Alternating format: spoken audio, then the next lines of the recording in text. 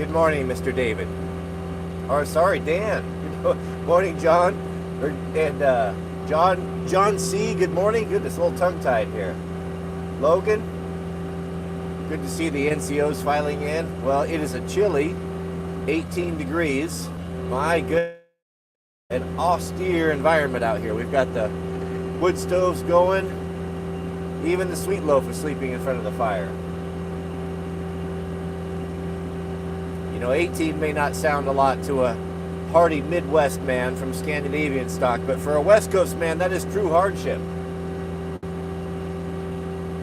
I had to wear my sissy mittens this morning. Good morning, War Surplus. Mr. Josh. No, however, the reason I'm blowing the driveway out this morning is the furnace guys are actually coming with the replacement parts. So hopefully we'll have it fixed today, but it's currently about 62 in the house, so it's a bit brisk. Everyone's wearing a sweater, but when you sit in front of the fireplace, it's pretty nice. Good morning, wireless extension cord. Dare to dream. Wouldn't that be the best tool ever? Yes. Sean's daily randomness. It is a good day for a cup of coffee and a morning pipe. Yep, I would agree. And it's Friday, so when the sun's coming out, it has been storming and snowing all morning, and the sun's just coming out. It is quite beautiful. Good morning, Josh. I don't know that I'd rather be doing anything right now. Yeah, these weather patterns have all seemed to be so random and changing. The things that we've been able to rely upon in the past are not necessarily that so anymore. Climate change, you say? I don't know. Man-made weather manipulation? It's possible. Some people believe that. Could it be God removing his hand of protection from this reprobate and backsliding country? Well, some people say that too. Cloud seeding, yeah. I sure hope Doge, when they're done tearing up the federal government, can get to the bottom of what it is these planes are spraying all over us. I'd like to see those people, including the pilots, questioned. Just following orders. That didn't work at the Nuremberg trials. I don't suspect it's going to work for the great American trials that are coming up.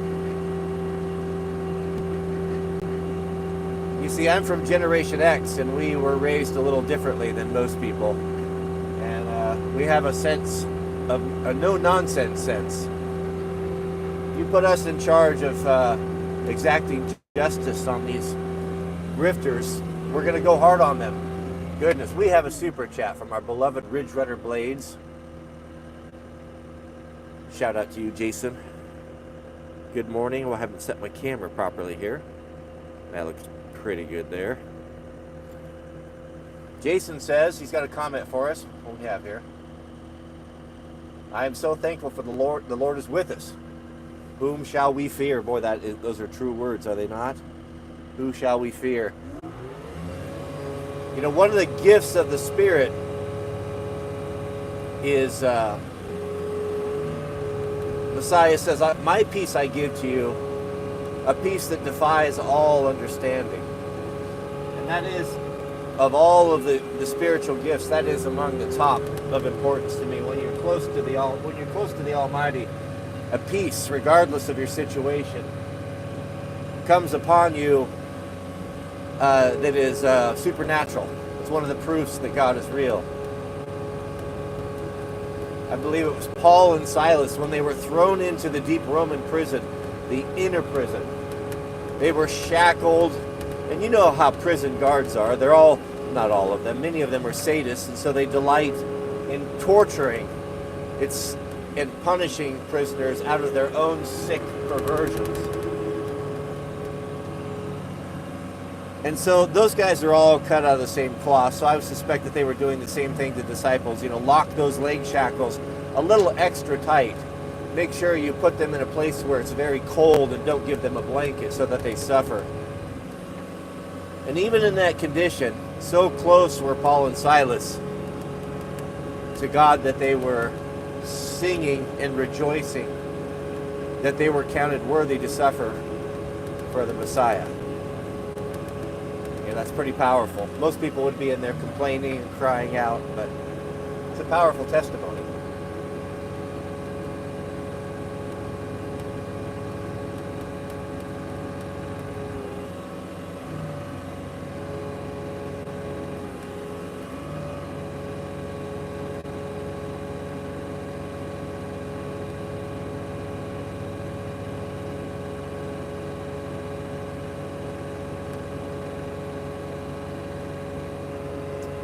So, question from Nimi TV. Let me grab that. If this is about Japanese denim here, Nimin TV. Shout out to you. I've been asked about Wrangler 13 before American-made denim stitched in Mexico. They fade easily, really nice, $40. So, would you try them? No, I'm not interested. To be honest with you, I like my routines. And I really, really like my Japanese denim. I've never worn Wranglers, nor am I interested in wearing them. I don't particularly like the cut, and I'm not really down with the cowboy. The LARPing is a cowboy, so thank you for that, but I'm going to pass. Good morning, Old Heart. Stranglers? Yes. Goodness, I'm as fat as a polar bear over this winter. I've been not as active as I probably should be in partaking in Mrs. W's fine food. I'm getting up to 210 pounds. I'm back into my fat pants again. But that's all right. When spring comes, we roll with the seasons, gentlemen. When spring comes, we'll have all sorts of projects, and we'll be outside, and we'll drop that weight in 3 weeks. Not a problem. Oh, I don't speak to General Sam as often as I would like to. That reminds me, I'll reach out. I'll send him an email, check on him, see how he's doing. He always answers my emails and vice versa. So I did invite Sam out to come out with the with Brian and Poob for a backpack adventure. But he hasn't taken me up on that yet.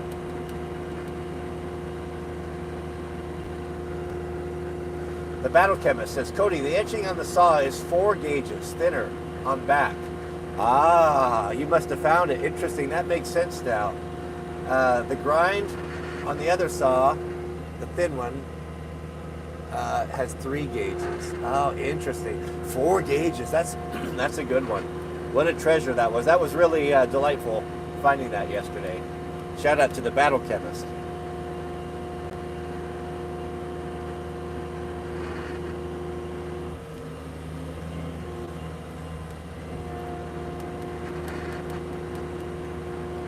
I've got more updates on the Jeep. So Mr. Jirai and I, we cleaned up. We've got the 2004 Rubicon. It's got 30,000. I think it's got 30,000 miles on it, fully loaded. But it's a salvage title. It's one that I bought off the auction. Goodness, nearly 20 years ago. Rebuilt it for my dad, and he just used it to pull around behind his motorhome. So it's got very little use. I think it had, when I first bought it, it had no miles on it, like less than 10. So it's got the Russian paint job on it. It's got a bent tub. It took a hard hit. It's got some issues. It's mainly cosmetic. Mechanically, it's good. It's a really nice truck. So Mrs. W is going round and round, all sorts of problems with the title. Finally, she got it titled and got it all sorted out. So I loaded up on the trailer. This was last week. I load it up on the trailer, drive it 2.5 hours through the snowstorm, and it snowed all the way into Portland. Absolutely treacherous. Interstate 84 through the Columbia River Gorge is one of the most dangerous roads in the world, and we drive it regularly. And that's why when we do, our kids, or Jack was going to be on it. That's why we really insisted on getting him a safe car and good tires, because we didn't want a teen driver getting hurt. Now, of course, this is not a problem for Proho. This is just what we do. But I just want you to understand how it's exhausting to drive that, especially with the trailer and the Jeep on it. So I drive it all the way in, finally get in there, fight through the snow and the ice.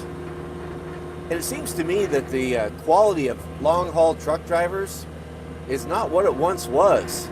These dudes are scary. Normally, truck drivers on the interstates were rock solid. These were the salt of the earth dudes, lots of experience and the best drivers in the world. Owner operators, right? You could see because they express pride in the way that they keep their trucks and put the chrome on and all the lights. I see truck drivers washing their trucks at the truck stops because being a trucker was cool. But now, a lot of those guys are gone, and we have immigrants of all sorts of dubious nationalities and women that don't seem to be quite as talented truck driving as the old guys did. And my goodness, I give them a wide berth when I'm passing. They're dangerous. So you got to fight that as well. So I dragged the old carcass of the Rubicon up there to Copart, which brought back all sorts of bad memories. Of one of I guess I have to be careful who I disparage. They don't have the best Google reviews. And they're known, it's just a seedy business all around. You talk about the used car business, and there's so many Russians involved. I mean, you let the buyer beware when you're going to deal with those guys. But I dealt with them. I was a dealer for a decade, so I know all the ins and outs of it. I thought I did. So fortunately, I didn't unload the thing. I left it on the trailer, and I walk in, and I know there's going to be problems. And of course there was. And this 300-pound orca fat Puerto Rican chick comes out with tats all over her neck and face. And I'm not judging. Comes out all ready to tell me how she can't do what I need her to do, right? You know the attitude. And she looks at the title and basically says, that's not going to work because my name's not on the title, but it's in our business, right? So I start to argue. She turns around and takes it to the back, and she has it back there, and I'm waiting for like 20 minutes. 20 minutes standing there getting mad. She comes out with a manager, and then he tells me how I can't sell the car there. I didn't even get mad. I just listened to what he had to say. Said thank you, took my paperwork, turned around, and drove the 2.5 hours back home. So now Mrs. W's got to go drive the 2 hours to go to the DMV and deal with them and get the title put in. It'll have to be put in her name because I'm not going to go to the DMV. So she's going to have to come with me when we go back to sell it.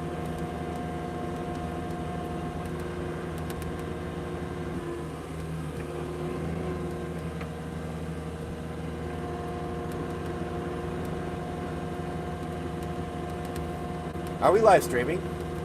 I don't see any chat.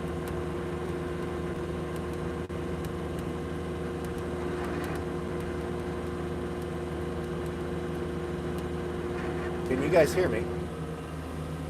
We're good? Okay, we're good.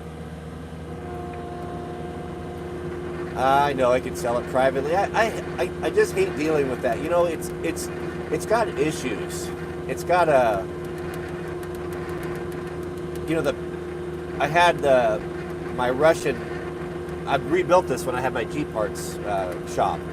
Of course, I had my Russian body shop, my buddies next to me, and so they painted it. And of course, everything that they do is terrible. So the paint and the clear coat's all flaking off, so it looks terrible. It's got a big wrinkle under the tub, in the tub where it impacted so hard. The frame was straightened. You know, so it's all these things. And I just don't want to deal with it. I'll just send it through the auction. The guys that buy in the auction, they're professionals. They know what they're looking at. It's a run and drive. Mechanically, it's sound, but I just don't like to have people out to my house, strangers. I got too many things to do without dealing with that. I've done that. I'm a pro at selling used cars. Trust me. I was in the car business. I know exactly what it's about.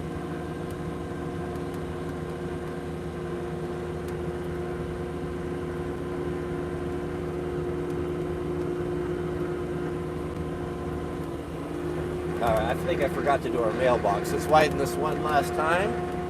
We got our furnace guys coming out with the new parts for the water furnace or whatever the thing is. And hopefully Miss W won't be cold anymore. She's been cold for 2 winters. Yeah, trying to sell a used car, it is absolutely the worst. It is the worst. That's why I'm not doing it. I would rather take the whole day off and drag that thing through the snow and ice and sell it at the dealer auction than I would rather a private party sale. Not on your life.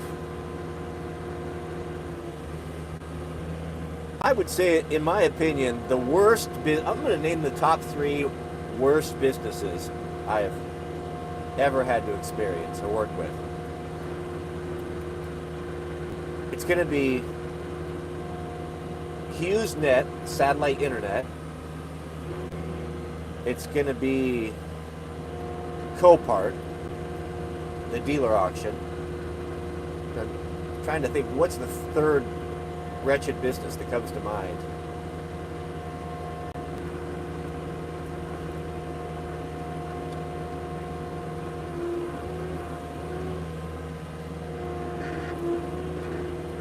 Nothing's coming to mind. I'm not talking about government agents. I'm talking about like for-profit businesses.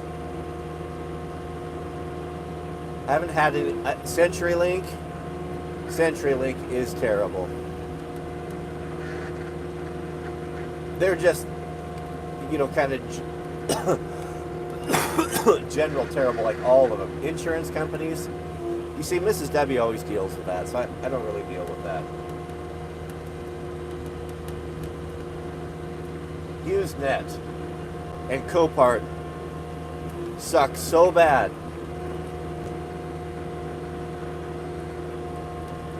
So bad.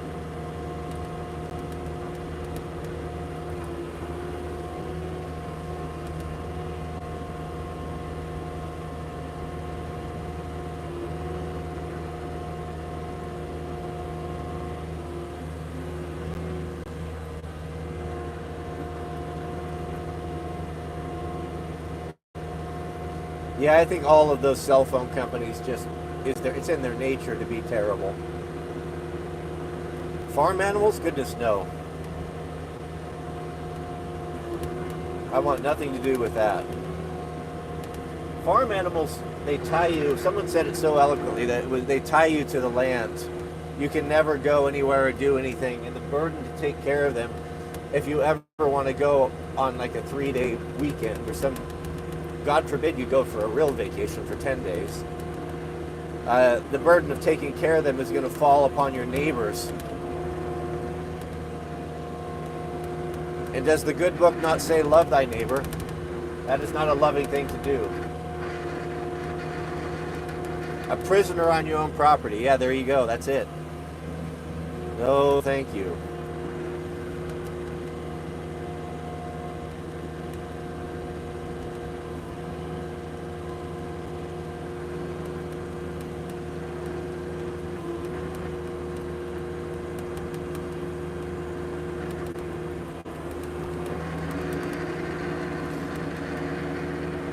Now, my commitment to the community is going to be in supplying a robust war band. You know how back in the day, the war band, the local soldiers, or they would garrison and lounge about in the barracks. But when called upon, they had to be willing to risk everything. So that's what we can offer. Oh goodness, we have a super chat, or super sticker from Mr. Jimmy Bradley. Shout out to you, Jimmy. Thank you so much for your generosity. We really appreciate that. Honk the horn. I forgot that. And honk the horn for Mr. Barr, too. He got robbed.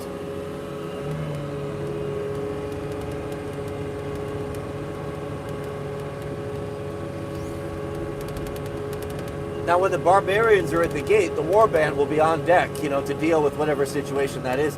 It could be a fire, or it could be roving bands of East Coast men. Who knows?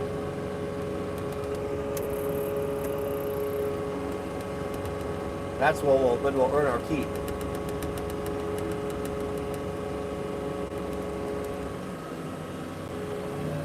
One of the best pieces of advice I give to Jack is when you're in the company of men or important people, be very careful, sparing with your words.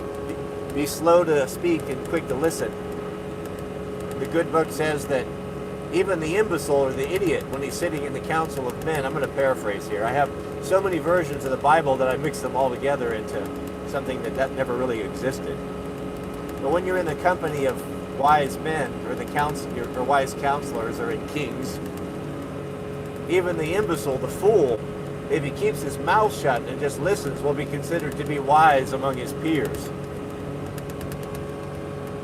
And unfortunately, it took me a long time to learn that. The more you speak, the more they figure out how dumb you are and how poor your education is. So be careful.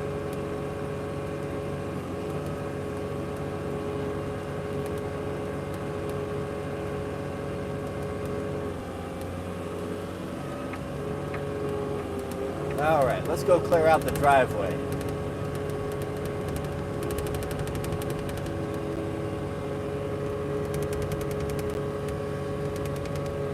Well, that's probably a pretty good question there from Weekend Handyman. Is that right?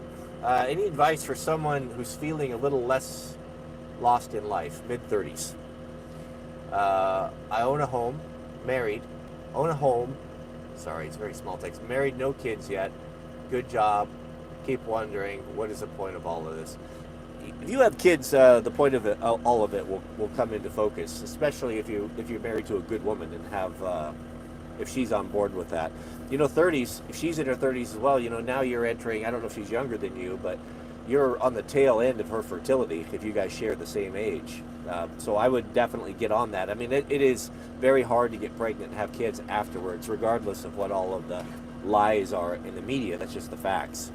So that will give you a purpose and really give you, you're really not a complete person. And I know single person that people, they don't like to hear this, but I can say this because I had kids when I was older, in my mid-30s. So I lived a very robust and full life before that. I did everything that I wanted to try. And I can tell you that all of that pretty much pales in comparison to when you have your own children. So that will really give you some focus. And I understand that when I was in my 30s, that's a hard time because you're on a transition into a new group of people in a new life. You are not really relating to high school kids anymore. 30 sounds old. The kids think that you're so old, but then you're too young to get respect from the 40 and 50-year-olds, right? So it's really kind of a tough spot to be in. So when I'm struggling with depression, or you feel sad, or you feel gloomy about things, it's generally because I don't have any purpose in my life. I'm just kind of on cruise control. I've got a job, I know how to do it, it's pretty easy for me, I don't have to put a lot of effort in, and that's when you stop growing, and then you don't have time to really deal with the fear of how I'm going to provide for myself. So your attention turns on yourself and you start feeling sorry for yourself. So get your attention off of that, get it on something else, really shake up your life, quit your job. and go out and get into beast mode again and pursue something you want to do. And you won't even have time to feel sorry for yourself or start a family. Then you can focus your attention on that and the preparation of that. There'll be things to do in the house, projects and such. So you just get your attention off yourself or shake up your life. Do something crazy that you're afraid to do, and that'll take care of all your problems, for sure. Because you'll have new problems. We have a super chat from, shout out to Jimmy Bradley. Thank you, very generous of you, Jimmy. Jimmy says you might take my glasses off. You are the one of the first with the 7.3 liter Ford. What are your thoughts on the truck and the motor since you've had it some time? I bought one. I love it. I love that engine. Yeah, I've got 30,000 miles on mine. What he's talking about is the new engine, the new big gas engine for the Ford pickups. It's the 7.3 Godzilla. Fun fact, Ford just dropped a crate motor, a crate version of that 7.3 that's supercharged, that has, I believe, over 1,000 horsepower. You can get it with the with all of the computer for I believe, if I heard right, I could be wrong about this, but I think it would be a drop in. So for like $25,000-$30,000, you can have a 1,000 horsepower, 2-year warranty factory Ford Godzilla that would bolt right into my truck and supposedly work with the transmission and everything. Oh my goodness, wouldn't that be something else? Put an exhaust on it, that would be Truckzilla. I would never do that because we're on a no spend year, as you know. Shout out to you. Yes, I love that engine. It's very good. It's very good. I think it's one of the best engines that Ford ever produced. What's so nice about it is that it's old school. Goodness, shout out to Ridge Runner blades. That engine is old school in that I believe is it an iron block with a regular single cam push rod. So it's just a classic American V8. It sounds good, big displacement. And now that they've got that big crate motor, they're going to put some support behind it. The aftermarket for that engine is going to probably really take off. So I wouldn't mind at all throwing on like a Whipple supercharger. I don't know what that would cost, but maybe pushing that up, add 150 horsepower to it with an exhaust. That'd be pretty fun. You'd be able to just roast all 4 tires and just smoke tires with that. It would be really a powerful truck. Mr. Jason says, remember, man, if you are coasting, you're going downhill. Yeah, there's a lot of truth to that. I know that there's a place for head shrinkers and psychologists. Well, actually, let me rephrase that. I think they should probably be avoided. My experience with those sorts of people are that they're the crazy ones. They're the broken ones, and they're so miserable that their only hope in life of ever leading a productive life is to become a therapist so they can surround themselves with people that are much more or even more damaged than they themselves are. And this makes them feel normal or superior in some way. I do not subscribe to that nonsense. And don't get me started on people that are into hypnotherapy. You will put yourself on very dangerous ground as a Christian when you lose grips with your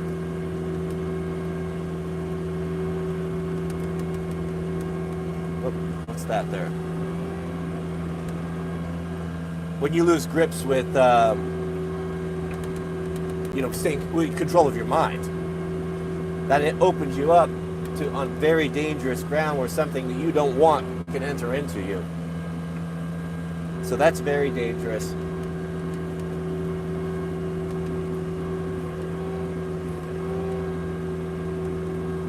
I think a good portion of mental problems, sadness, depression, whatever you want to call it, not all, I don't profess to be the expert on that, can be alleviated with a sense of purpose and something to do. But yes, thank you, Mr. Bart. Goodness, we have a super chat I'm getting behind it, from Yukon. Shout out to you, Yukon. Thank you for your generosity. He says, you got to get the motor. I'll help you install it. Yeah, wouldn't that be something? If you know anyone at Ford, if they want to send one of those out for a video series, then Yukon and I will drop that 1,000 horsepower Godzilla into my truck and start breaking things. Thank you for that. Yes, wouldn't that be something? I'm backing up here. I'm backing up. Thank you. We have a super chat from our brother, Mr. Jacob T. Shout out to you, Jacob. Jacob says, I emailed you yesterday concerning the gauge that you... Oh, you can fix that? I'm glad I didn't throw it away. Okay, well, I haven't checked my email. I'll check that, and I will get that out to you. Oh, that would be amazing. A laser... I hope you can do a video of that. I'd like to see how that works. A laser welder. I've never heard of that before. Now I'm going to be watching those videos tonight. Thank you, Yukon, for that generosity. Our brother, Jezza. Shout out to you, Jezza. In the chat with a $10 super chat. Jezza says, I'm in Evergreen, Colorado. I know where that is. The past couple there have been streaks in the sky. The past couple there have been streaks in the sky. Obviously, publicly school educated, like myself. I can't read and you can't write. What a pair we are here. Creating a haze that lasts the entire day, literally every day. They are now gone almost entire. Something is happening. You know, I have been hearing this. This is very interesting. So what he's talking about, thank you, Jezza. It's great to see you here. Double alternator member. Oh, goodness, my seat. The problem with this heated seat in this Cat is there are no, it's, Cat is such a funny company. I never ran their equipment till recently, but everything is built, overbuilt, like so heavy duty. Everything is giant. They'll like on my excavator, there's a little gauge cluster control center there that has all of your, you know, how you interface with the machine. And it's got a little bracket that comes out and is bent and that holds this gauge that's bolted to the side of the ROPS canopy. And I was sitting in there looking at that. And I'm like, my goodness, that's steel that they used they had to bend it, you know, in a really kind of an S shape to hold this gauge. That steel, if memory serves, was like 3/8 steel, which is quarter inch is pretty serious steel, but 3/8 just to hold that, you know, that's the typical thing that Caterpillar does. So it's kind of old school and really heavy duty. And you see that with everything. It's like the seat. It's like, well, you know, we understand that you want to be comfortable in this heated and air-conditioned canopy, but we are going to harken back to the days and put make sure that you're still a little bit tough. So we're going to give you a heated seater, but heated seat. But we're going to make it real hot or it's going to be real cold, one or the other. So you decide. So you can just spend all day flipping back and forth. The first world problem here, isn't it? I'm backing up here. I missed one. Yeah, so what Jez is talking about, I think this has moved outside of the conspiracy theory realm. Contrails. People are spraying something in these airplanes in crisscross patterns that leave a haze that just hangs all day long. And there is a lot of science behind it now. There's a lot of people going around doing groundwater, surface water samples, and it's full of aluminum and barium. I'm not the contrails expert. All of these chemicals, which are not good. You know, Alzheimer's is on the increase. A lot of autism, all of these neurological problems. We're told that aluminum, you know, people quit eating and cooking off aluminum. These metals. There's all sorts of things we don't understand. We have to look at the environment. So what is all this crap that they're spraying, and why are they doing all of this? Well, who knows, you know, but I have no doubt that they are, and it's true. Why in some areas it's definitely worse than others. People have been saying for years that they haven't seen a blue sky for years. Just this haze all over everything.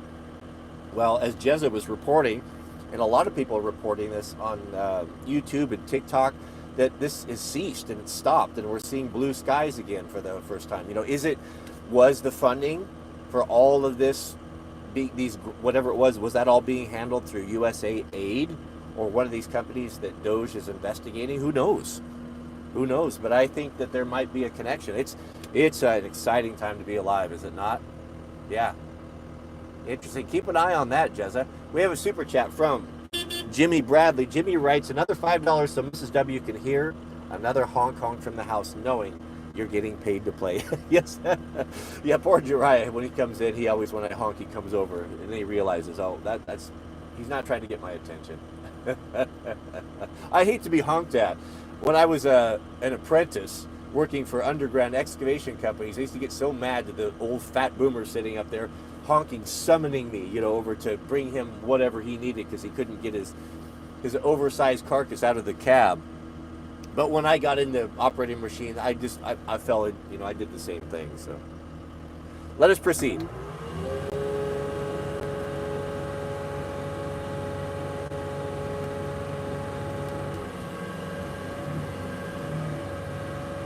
Goodness, we have, shut it down, we have a super chat from Johan H.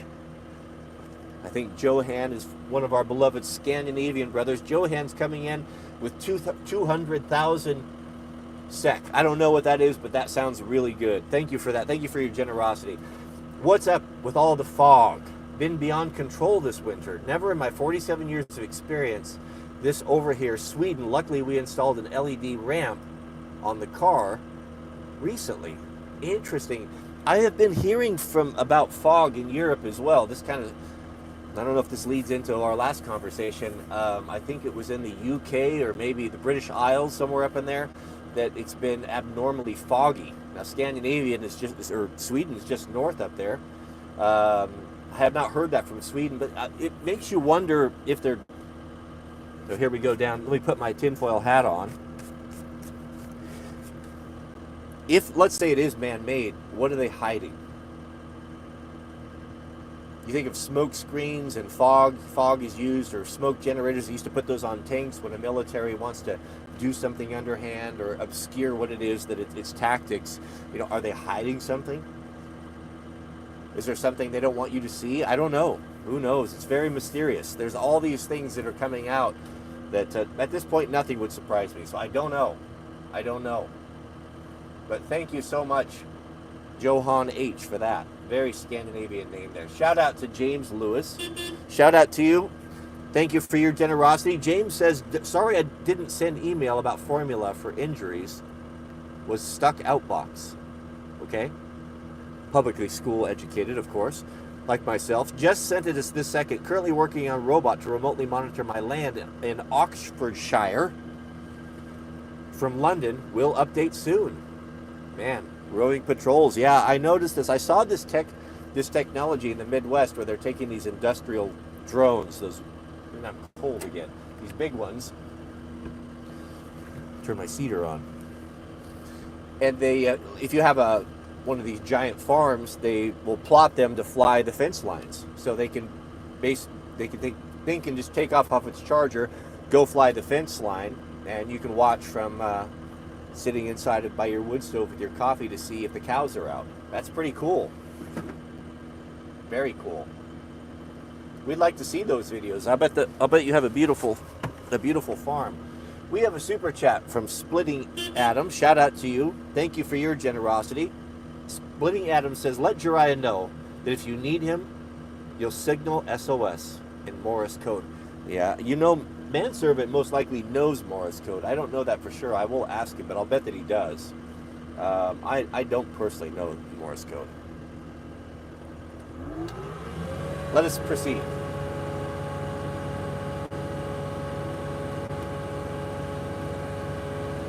My favorite Bible verse would have to be, for the Lord knows what you have need of before you ask. It brings me great peace. Oh, the other one, the two that I really like, the other one that comes to mind, so there's a story about King David that did something very despicable. And when he was confronted with the truth, I'm not going to get into the whole story, when he was confronted with the truth, the thing that made King David so loved by the Almighty, the Almighty even said that King David is a man after my own heart. So when you read that, when you hear that, you think, well, what was it about King David's character that was so delighted the Lord? You meet those people that have that attraction, that's just electric. They're always smiling and they're always positive, and you like to be around. Mrs. W is like that. I would imagine he had a personality like that. But even though, but people struggle with it because King David, he killed tens of thousands of men. He had a lot of blood on his hands. He was a soldier and a leader of men, savage. But still, even after all of that, he was a man after God's own heart. What it was King David always owned when he was wrong. He did wrong, he did terrible things, but when caught or confronted with it, he didn't weasel out of it. That's why Paul, his predecessor, had so many problems. When confronted with his sins, he would weasel it out. Oh, but the people made me do it. Or even blaming God himself. Adam did that. Remember when Adam was confronted? When the Lord came down and asked him, what have you done? When he partook of the fruit of the tree of the knowledge of good and evil? Did Adam say, yes, I did eat it, I'm sorry? No, what did he say? He said, oh, well, that woman that you gave me, she ate of it first, and then she brought it to me, and then I ate of it. In other words, saying that, well, if you wouldn't have, it's your fault, God, that I ate the apple. It's your fault, because if you wouldn't have given me this woman, then she wouldn't have picked it and wouldn't have bewitched me, and it's her fault and your fault. It's not my fault. Weasel words. What would have happened? Do you think it would have played out different if Adam would have just thrown her under the bus and said, I'm not my brother's keeper. I can't be with her all the time. She brought it to me, but I didn't eat it. I want to remain faithful to you. You told me not to eat it, and I'm not going to do it. I wonder what would have happened in that story. That would be a good movie script, would it not? So when David confronted with the accusation, when the prophet came to him and made him aware that what he had done was known to everyone, he said, I am the man. I am the one. I take responsibility for it. And so that is also my favorite Bible verse, because when I continue to fall into the ditch, the Lord grabs you and pulls you out of the mud that you've gotten yourself into and cleans you off and puts a new robe on you and sets your shoulders straight and points you, and you go there. It gives you everything you need, a packed lunch and some good shoes, sets you on your way, and then pretty soon you wobble off and now you fall into the ditch and now you're mired again, right? That's the Christian walk, back and forth. It's trying to stay on the straight and narrow.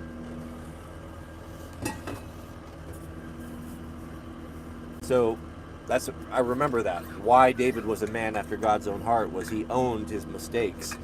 And when he got afoul of God, he made it right. That's how we become a man after God's own heart, I guess. Goodness, did I miss the super chat? Let me back up here. Yes, Build It Nation. Shout out to you. Thank you, Build It Nation. Ken, asking for wisdom my wisdom is going to be marginal, so take it for what it's worth. My 16-year-old dog is struggling with blindness. Oh, I'm so sorry. And going deaf. Is it wrong of me to think about putting him down, circumventing God's timing? No, I don't believe so. I definitely don't believe so. That is very much on my heart, because we have an old dog. Our Lucy has been the best. We got her. She was just a mutt. We went to Dufur, Oregon for the threshing bee. It's an annual agricultural fair we like to go to.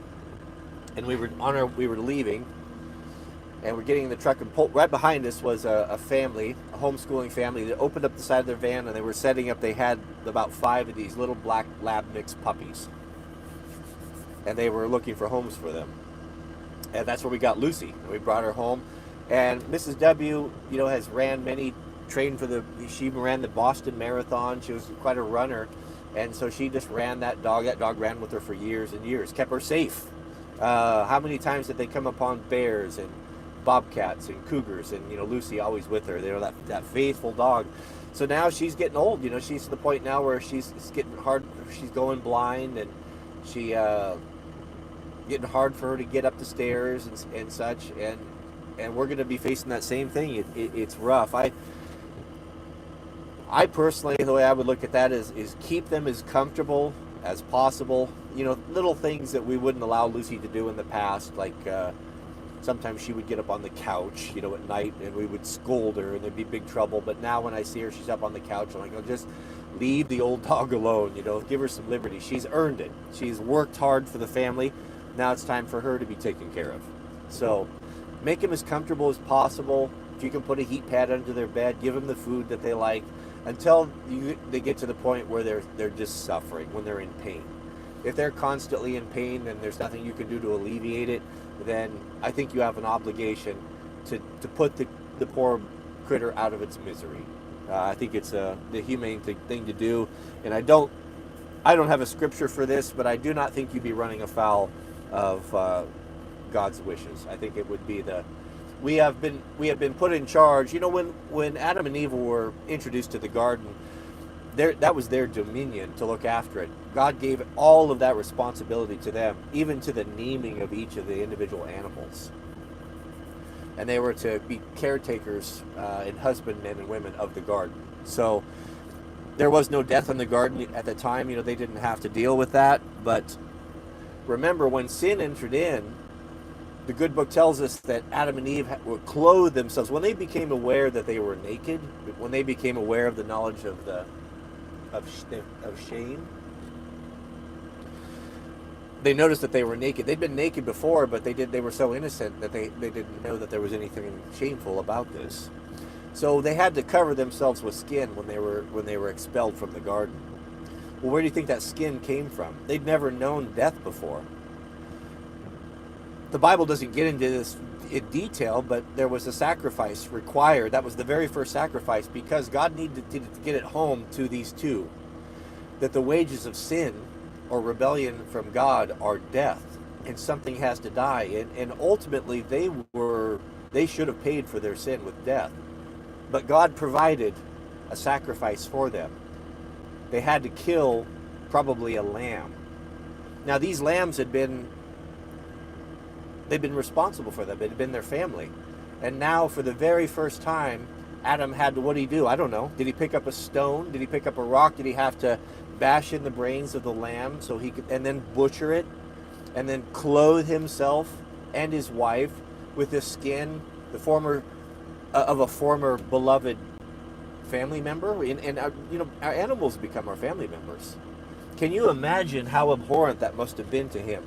And then to wear this bloody reminder of what they had done. They were responsible for the death of that lamb.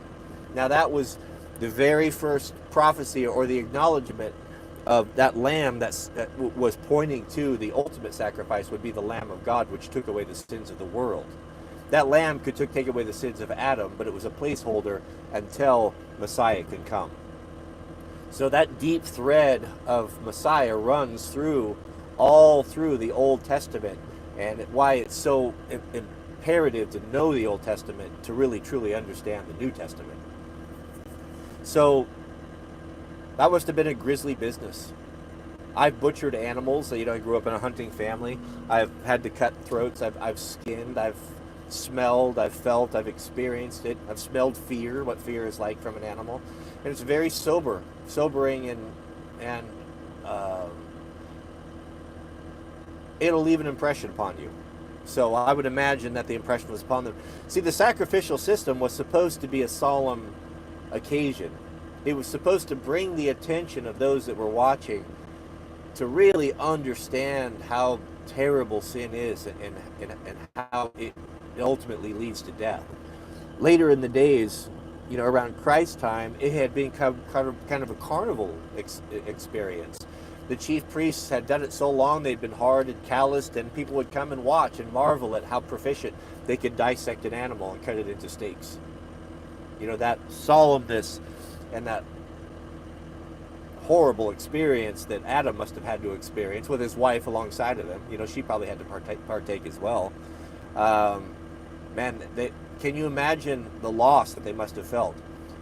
Lying there that first evening in these bloody skins, looking at the perfect environment where you walked and talked with the Almighty, where you wanted for nothing. Never hot, never cold, no dark, no disease, no sickness, no thorns. There it is, right there, you can see it, and the entrance is barred with an angel. that won't allow you back in, and now you have to go out and work. Oh my goodness, I can't even. They must have cried and wept for who knows how long at the great loss. We don't even know what loss is compared to that. So I would say, sorry, I'm ranting here, but I would say, to answer your question, Build It Nation, I would say yes. Just make them comfortable and do what you have to do. We have a super chat from Matt White. Shout out to you, Matt. Matt writes, worked on masonry for 10 years. Wrecked my back and shoulders. Yeah, that's a hard job, one of the hardest jobs, especially packing hod. Last year was offered a job as a cook manager. Make great money, benefits, love my job, but now I feel less than a man. I compensate with overworking myself. Any advice? No, I understand that you coming out of the trades. Those of us that are in the trades, we take a lot of pride of being real masculine men.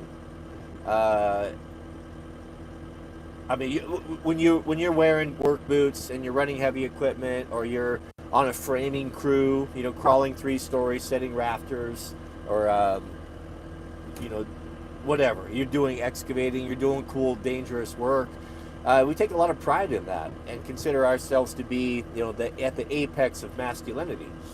And when we see people that are doing other jobs, maybe someone working in a retail, another man working in retail, or working in a restaurant as a waiter, or a dry cleaning shop or something, right or wrong, whatever, I think it's pretty common, you always kind of look at them as a little bit softer or less of a man, for right or for wrong.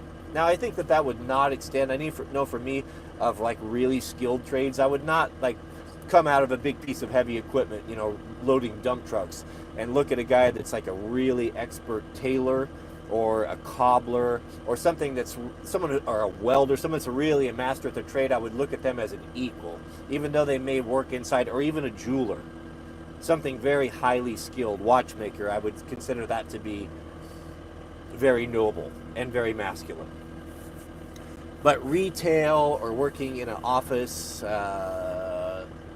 not so much, but it could be. Are you an investment banker? Are you rolling the dice and risking millions and billions of dollars on your wits and your expertise, So it kind of depends, but I hear what you're saying. To go out of construction and into maybe a restaurant, maybe you see yourself that way. I don't think that I would see it that way. I think that the back of house in a kitchen is hyper aggressive, and it draws interesting people. It's a real double-edged sword.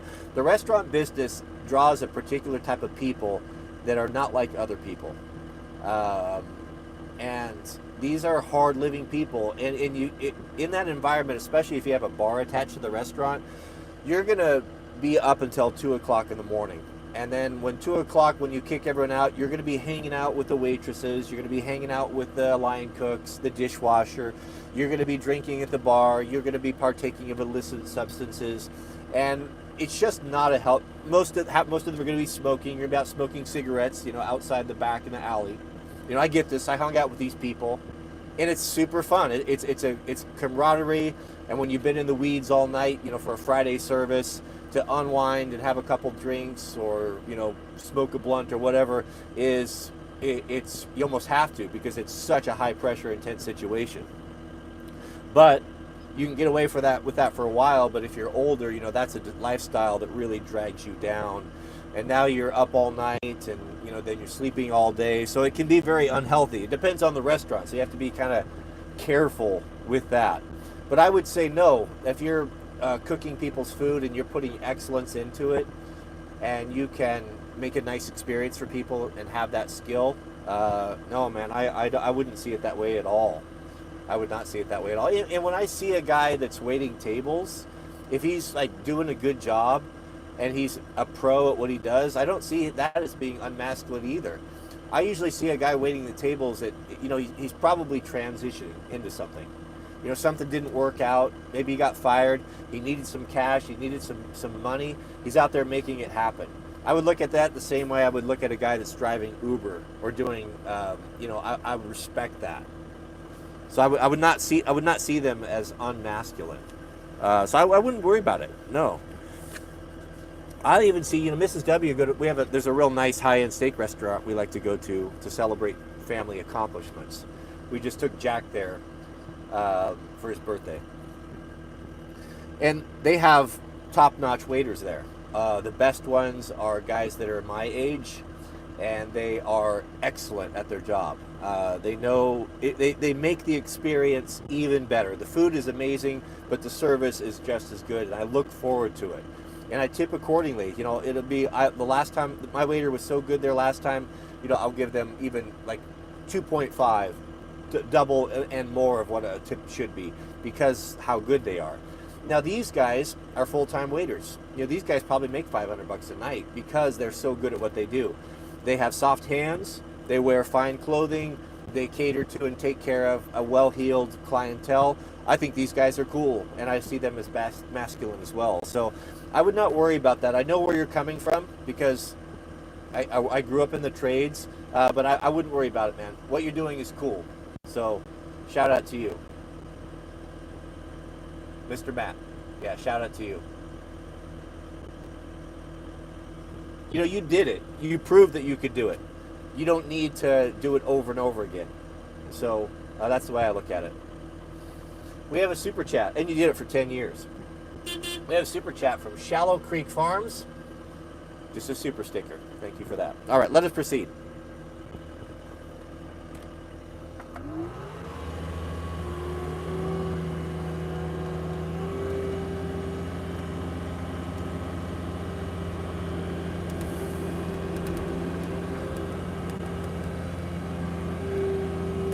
Now, after hours at a restaurant with the waitresses and a generous owner that lets you drink from the bar is a fun thing to experience for a summer. That's where I learned to appreciate real nice single malt scotch. I had a friend that was a bartender at one of the nicest restaurants in Portland, and I would go there at close, and the owner was cool, and we would sample, and I got an education on how to drink whiskey, understanding how to pick good scotches and single malt scotches, blends, what's the difference, good whiskeys, that sort of thing. 'Cause I didn't know any of that before. How to order a drink, what is what's considered to be a masculine drink, what's considered to be a feminine drink. How no self-respecting pro-ho over 16 would ever order a Long Island iced tea. And those who do, were secretly making fun of you.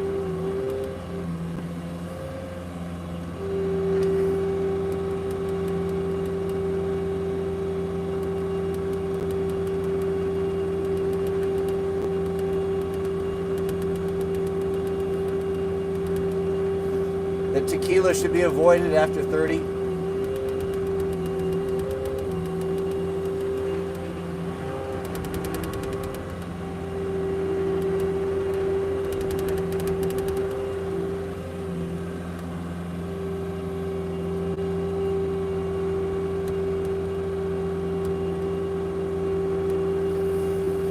Any drink with the word slammer in it is not, that's not going to be pro-ho.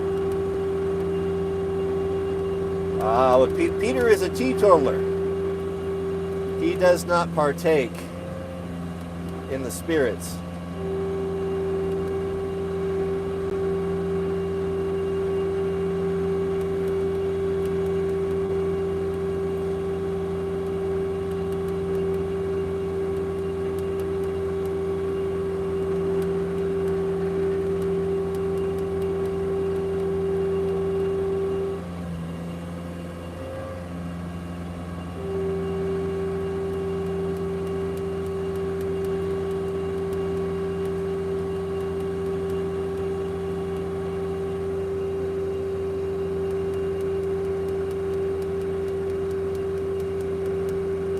Yes, I use, Boris, I use the red diesel.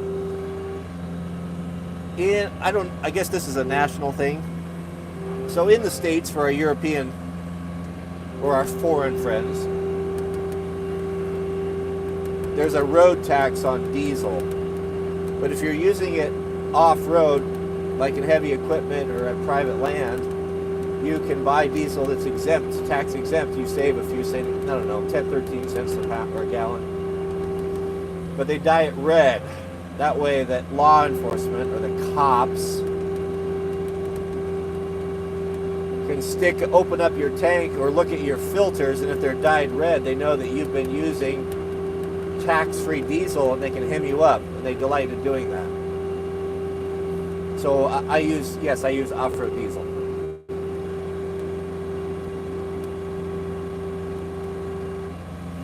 No, there's nothing wrong with a glass of wine.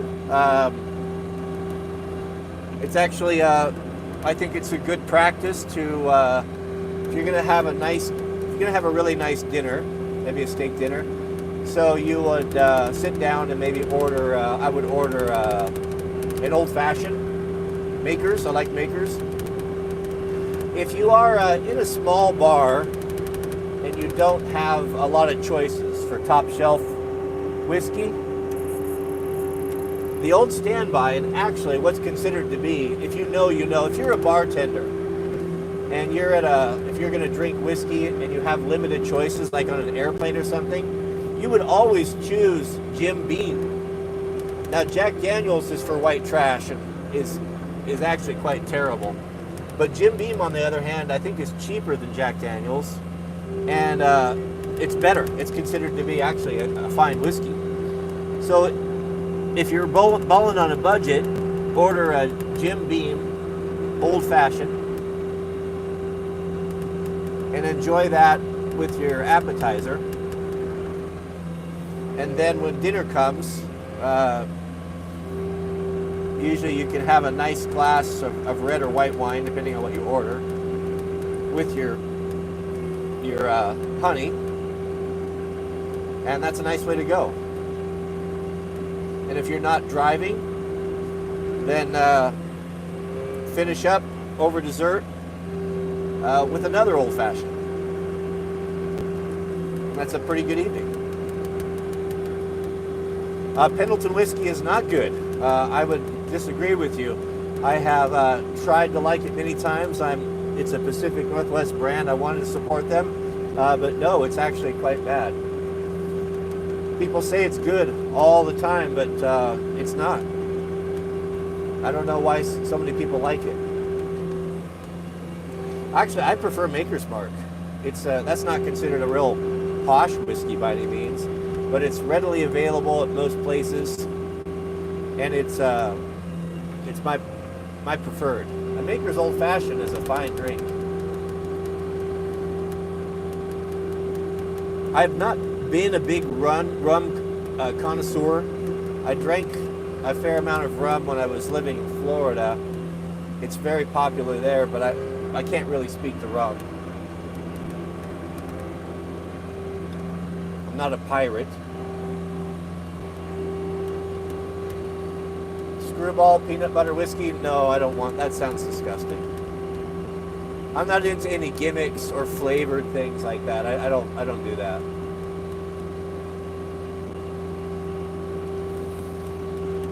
Actually, I'd prefer to forego the wine altogether over dinner. I would prefer to have a old-fashioned with dinner, to be honest. Goodness, we have a super chat from our beloved battle chemist. Shout out to you. Oh, I missed. Hold on, gotta back it up. Shallow Creek Farms. Shout out to you. You were the first. You have rental property. Yes, we do have rental properties. Mr. Battle, thank you for that. Battle Chemist. Let's hit that again. Battle Chemist writes, I bought a truck from a guy that got it at the auction. It was used by Clackamas County with red diesel. In 1 and 2 tanks, both tanks.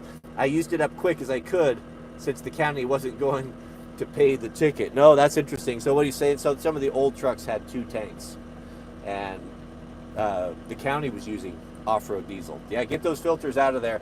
They're unlikely to check non-commercial rigs. A lot of people that just in their personal trucks, they'll run it.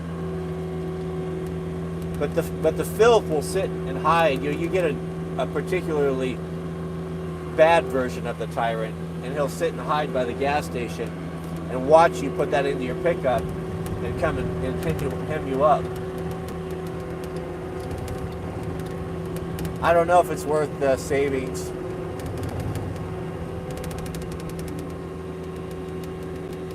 Oh, you know what's happening? Hold on, gentlemen. I have to make a correction. I'm going to take you... The Japanese do make very good whiskeys. Yeah, I would agree with that. I've had a few. I like Japanese alcohol well enough, but I'm not the expert on their whiskeys.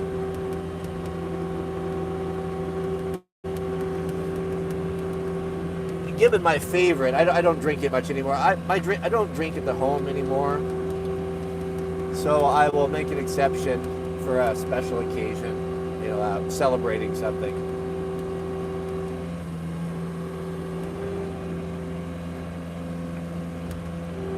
But my choice always in the past was I would prefer a single malt Scotch over an American whiskey, given the choice.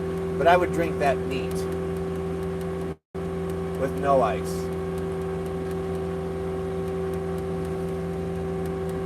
I really like I don't like blends as well. I'm not really into any of those, but I do like the single malts.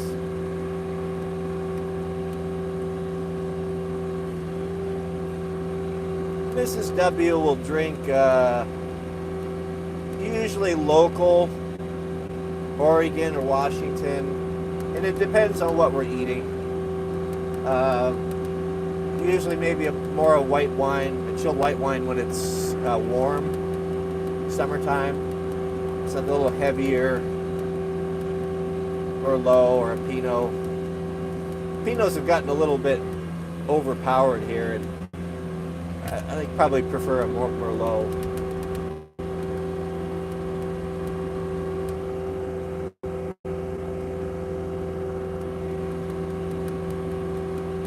No, I'm all done with the micro beers. If I'm going to drink something, I'm going to drink spirits.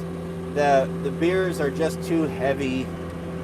The micro beers, I'm so tired of double, triple hops. I'm tired of all that stuff. They just have gotten ridiculous.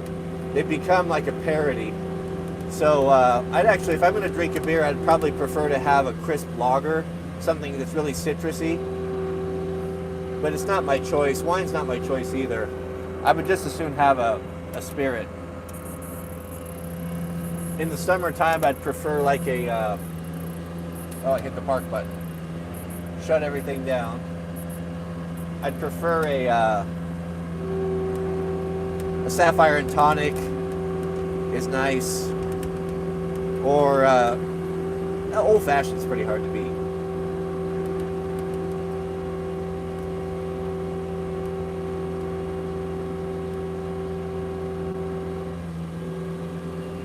If I am going to drink a beer that's not a light lager, I'm going to drink a dark beer, an oatmeal stout, something that has a lower alcohol content, that is those hoppy Pacific Northwest beers, those double IPAs, man, you drink one or two of them and I just am wrecked. I feel like I need to go lay down and take a nap. The alcohol content is too high. They've got carried away with them. They need to stop. But those darker beers, those oatmeal stouts, the heavy porters, that's the way to go.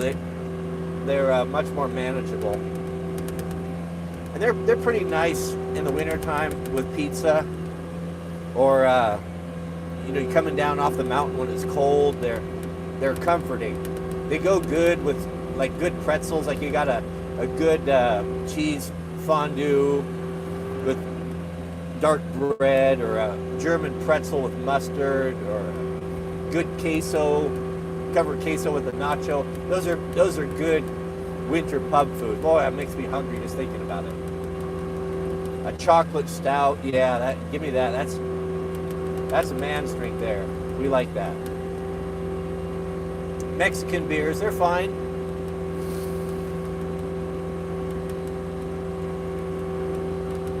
I like to get into the spirit. If someone at a barbecue has the Mexican beers, I'll go. I'm definitely down with those. I don't mind a good crisp Japanese beer. That's nice too. They always come in a funny can that's interesting.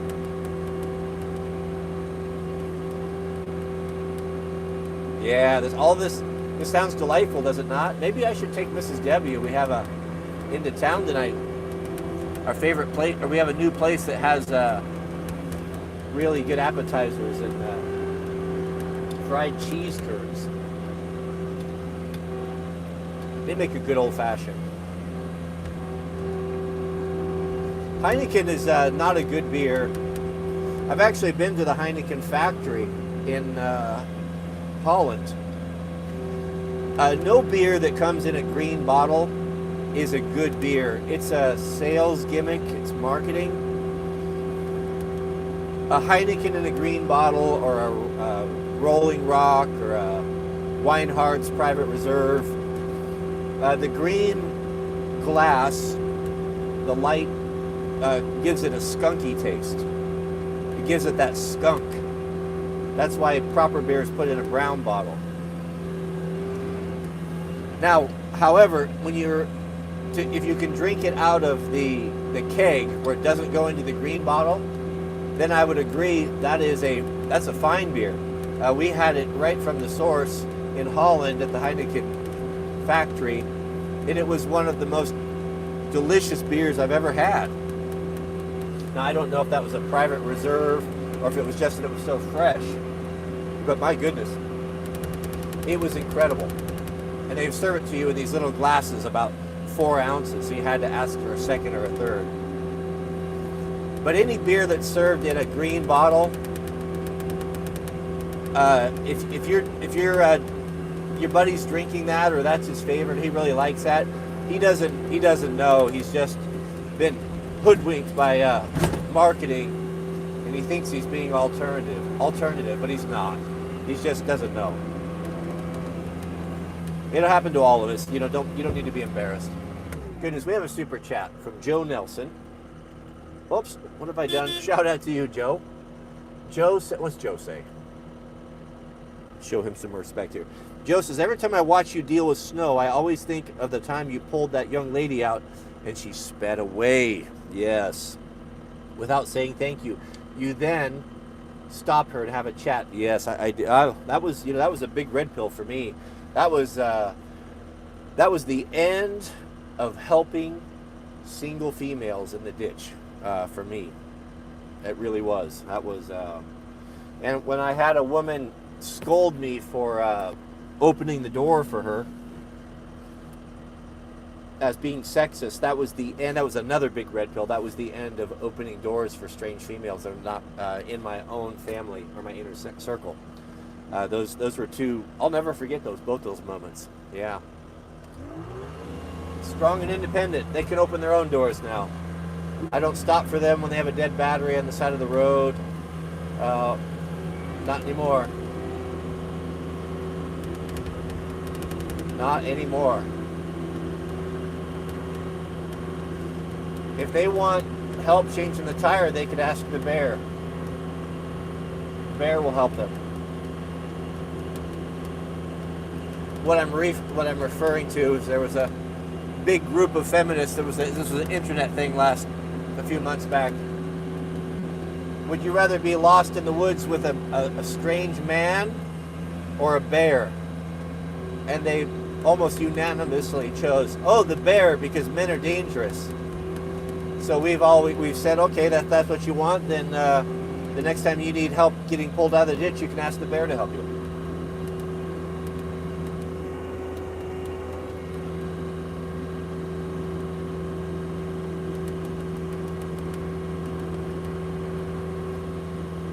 Strong and independent, yes. Now our own daughters and wives, of course they will enjoy all those privileges. But those are wife privileges. Those are not 304 privileges.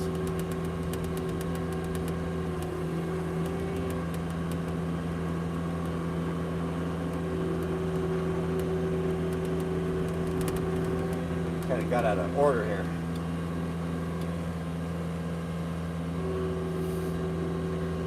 Who knows what's up with the uprising? Who knows? Who cares?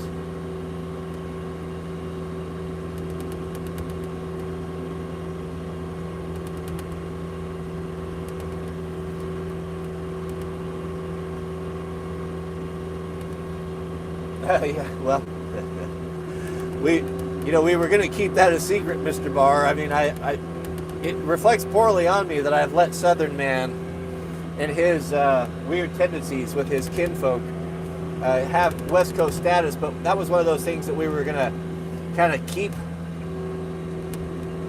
in the closet. We don't need to be talking about that.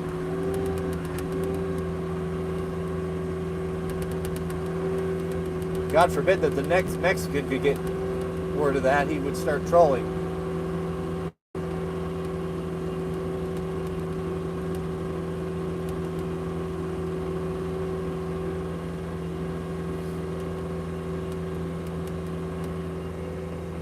What's my opinion on Canadian gun confiscation?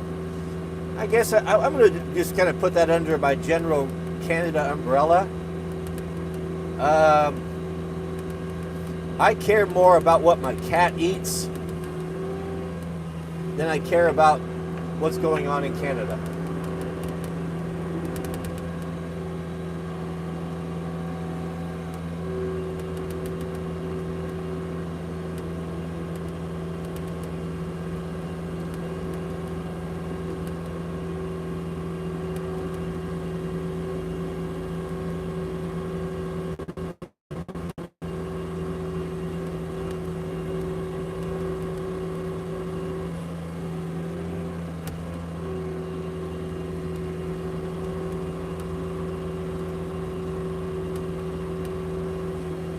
You know what's really truly terrifying? I read the that this I forget. I think this was on X or Twitter from. It was either Elon Musk or it was Donald Trump, President Trump. Something to the effect of Canada is currently without military protection.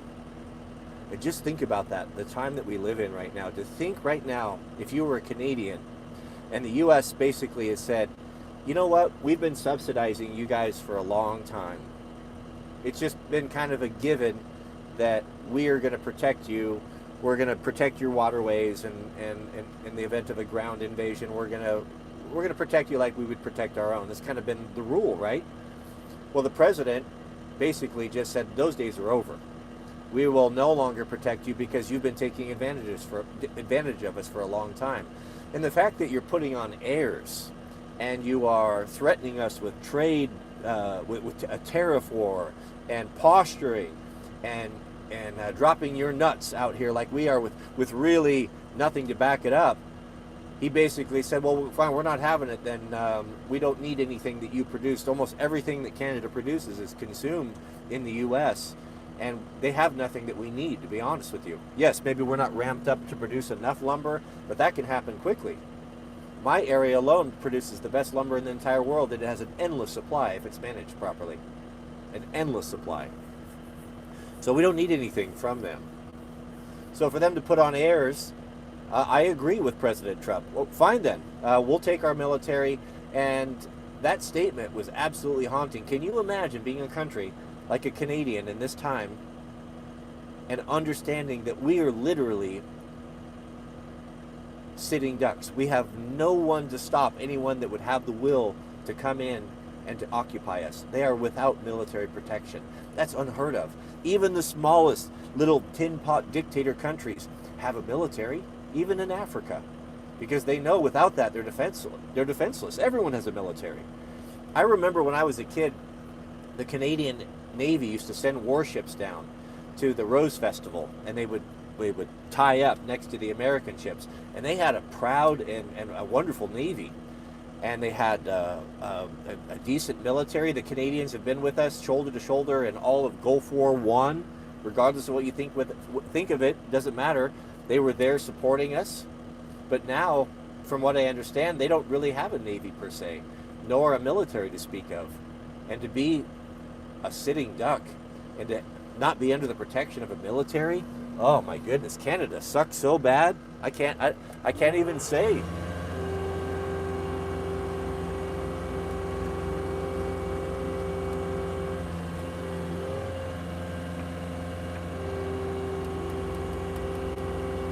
I'm loving the cuts too. We haven't even scratched the surface, gentlemen, of the fraud, waste, and abuse that the Doge team is uncovering. It's unprecedented. Maybe unprecedented in all of history. Thank you, Mr. Logan.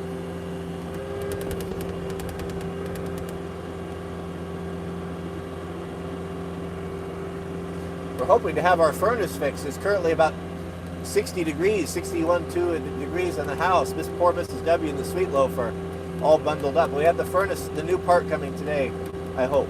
I hope it's what we think it is.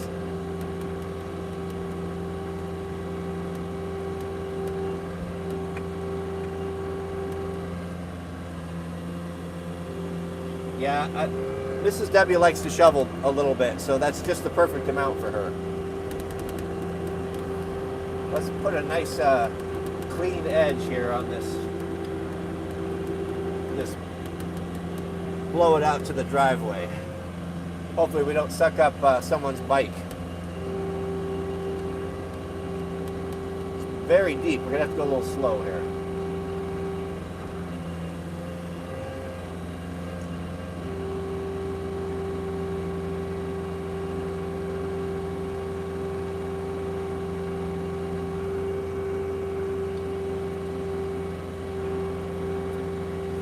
Yeah, Bowman's Homestead is asking any advice for someone that wants to get in and really find out for themselves, read and study God's Word, the 66 books of the Bible.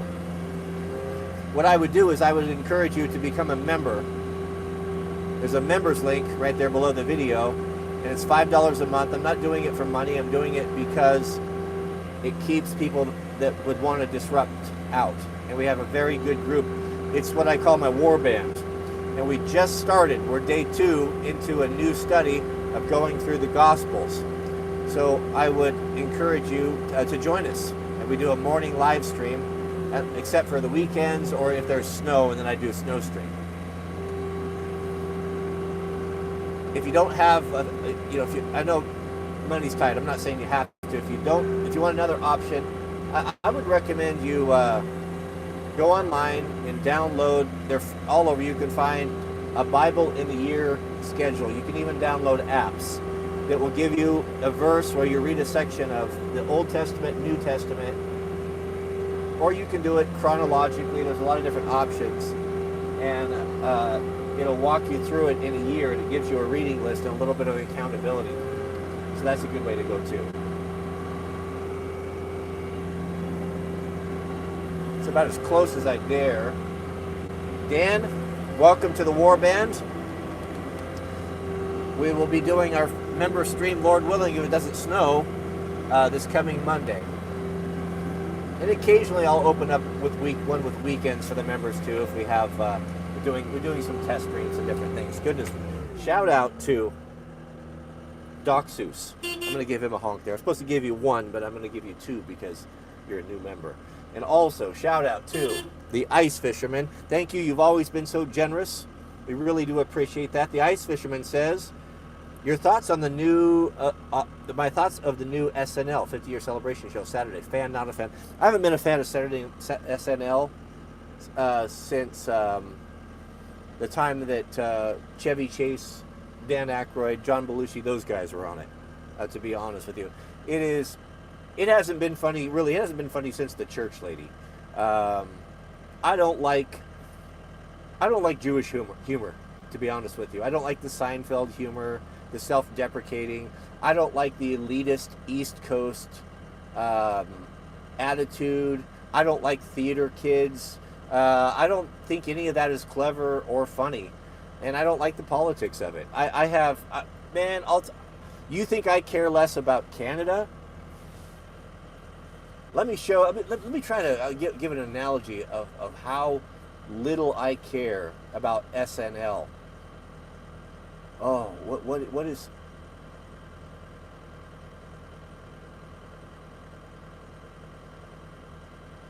I'm really at a loss here. I care more for the dead rodent that Mama Kitty brought in and severed its head and put it right next to where I stand to do my video editing.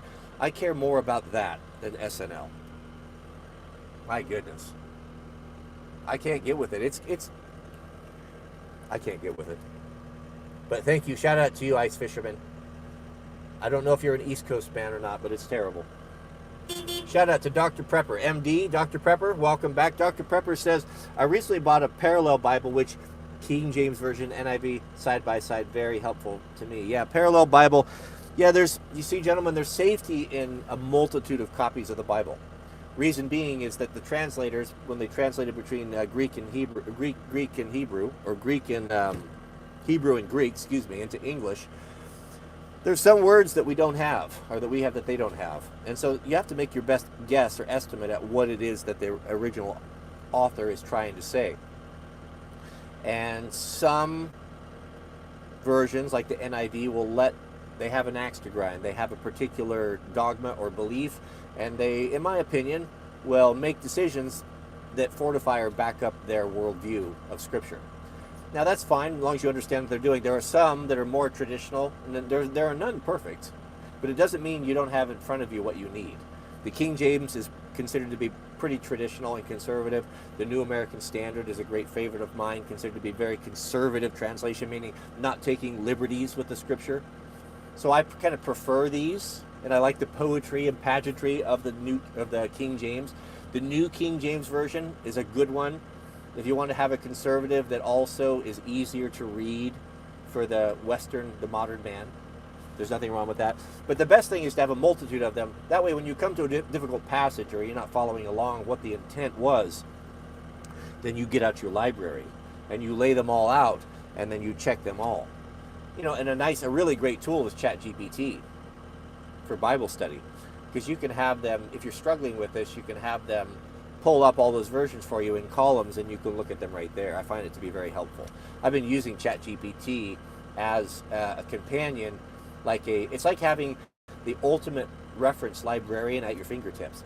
And you think, and you might, I remember a scripture saying this, thus, and so, but you don't remember where it is. You can give it a vague kind of, you think so, or it was kind of like this, and bam, it'll pull you right to it. And then you can also expand from that, but then you can give all references in Old or New Testament to this prophecy or this. I mean, it is an incredible, incredible tool for Bible study, and I would encourage you to use it. Now, don't lean on it for interpretation, just like you would never lean upon commentaries. We don't want to mix in the wisdom of men to the holy books. We want to let the Holy Spirit interpret it to us, and we don't want to take man's half-baked or his think-so ideas of the interpretation of the Scriptures, because you never know where he's coming from, and if he's biased, or if he even knows what he's talking about it. So you can read it it might be interesting, and some are better than others, but never let you go right to God, and you let the Holy Spirit impress upon you what the intent was. Good questions, very good questions or comments. We have a super chat and shout out to you, Dr. Prepper, from Old at Heart. Shout out to Old at Heart. Old at Heart says, formal invite for you to be a guest on my and Jason's podcast, where we discuss all things Scripture for young men. You just name the time and place, send me a link, keep it Barney style, and I will be there. As long as I don't have a conflict. I've got to clear this with Mrs. W. She keeps my calendar. But yes, I will absolutely. I don't know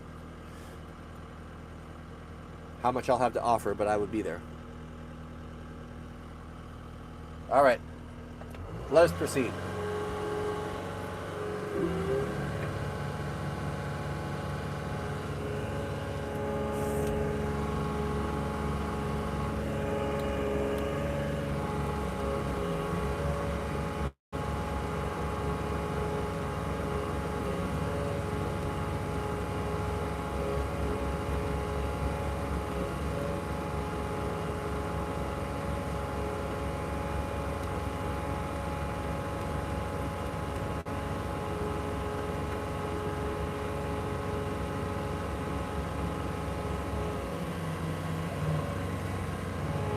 I haven't done anything with Restream yet. What I'm actually looking for right now, I'm actually looking at buying another piece of hardware from Black Magic. They've got I forget what they call it. I think it's something shuttle, but it gives you the ability to introduce video and audio files into my ATEP. So that way we could make a nice intro. We could have a sound. Oh, speaking of sound drops, I searched everywhere, and I cannot find a high-quality audio file of Owen Benjamin saying it must be nice. If any one of you can email me a high-quality audio file of it must be nice, or know where I would find that, please do that ASAP, because that's going to be our first sound drop. That's the best one ever. So this hardware, I got to get with Jason on this, see what he thinks first, but will give me the ability to introduce video and audio files to the live stream. So if we want to cover particular topics.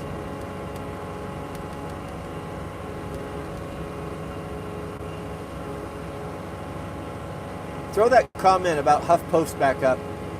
I wanted to see that, but it scrolled away.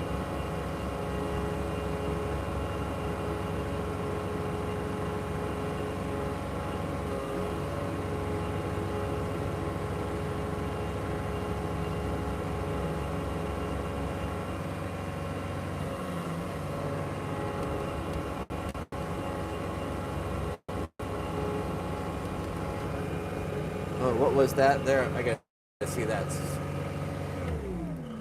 Did you see the Wes Huff episode on Rogan? Wes Huff. I don't think I did. I may have.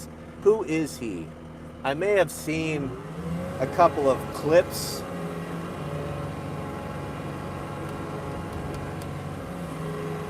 I don't dislike Joe Rogan. I think he's taken a pretty brave stand of late with kind of calling out the waste, fraud, and abuse, and putting his support behind Doge. But I don't like him enough to watch his podcast.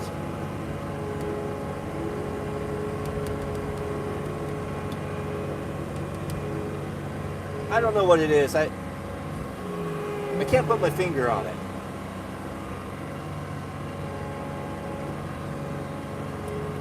I really can't put... I think I feel like after the, I don't know, maybe that he's phoning it in.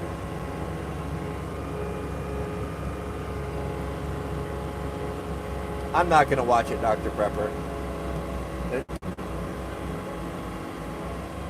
I'm going to be honest. I'm definitely not going to watch it. But I may have seen clips. We have a super chat from, oh, I'm missing it, from the Ice Fisherman. Shout out to you, Ice Fisherman. Put some respect upon him. Thank you for your generosity. Ice House says, do you ever listen to the new, oh my goodness, no, the new Christian music channels? I like some of it. I'm going to roast you again. Let's get 2 times I'm going to roast you.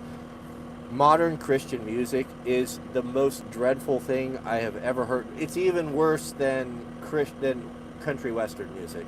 I cannot get with it. Mrs. W, she enjoys some of it. She puts it on, or the sweet little puts it on. I've got to leave the room. It is so terrible. So terrible. You know, I could be wrong about Rogan. I've been hearing, people are saying that he's coming around. I'd have to say, man, he's shown some, he's had some good guests.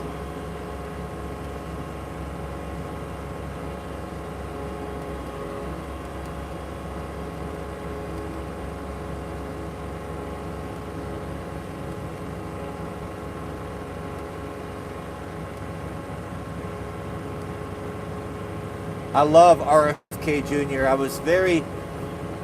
It was very satisfactory. I was very satisfied to see him confirmed by the Senate Judiciary Committee, or whatever they are. That's a great thing. I think he's a good man. Did you see his acceptance speech with President Trump. My goodness, that was a very beautiful acceptance speech. I watched it, and I watched it a second time. I shared it with Mrs. W, and she agreed.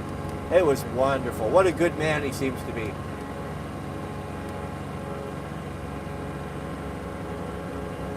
I think a lot of him. How he was very brave in sharing his faith on the national stage. You know, the good book says that anyone who's ashamed of Christ, ashamed to be a Christian, or keeps it private because they're worried about what people will say or do about them, or think of them if they show a public sign of being a person of faith. You know, the good book says that if you're ashamed of me, in the day of judgment, I'll be ashamed of you. It's a very sobering and haunting scripture, and it's something that you need to really think hard about. Mr. Jack coming in with a comment. Jack says, oops, turn it around here. Jack thoughts on who would be the best ATF director? Possibly Brandon Herrera. I don't know Brandon Herrera. I guess, you know, I would have to say, like, Mr. Dry and I had this conversation. I said Clint Smith. But Brian said that he spent too much time in the military and has been indoctrinated by that. And this was all tongue-in-cheek, a joke, of course, and would have too many rules because he was in the Marine Corps. And I would have to agree that's true. So then we floated Ted Nugent. Ted Nugent would be very good in that position, but Ted's getting a little old. We want to make sure we have someone in there for a while. I would have to say we both agreed that a good choice would be Lucas Botkin's older brother. What is his name? The one that does all of he does the detailed videos on radios and such. He does a lot of, he's done a kind of a history of the ATF that was really well done. Isaac, is it Botkin? Well, I don't know if they're Mormon.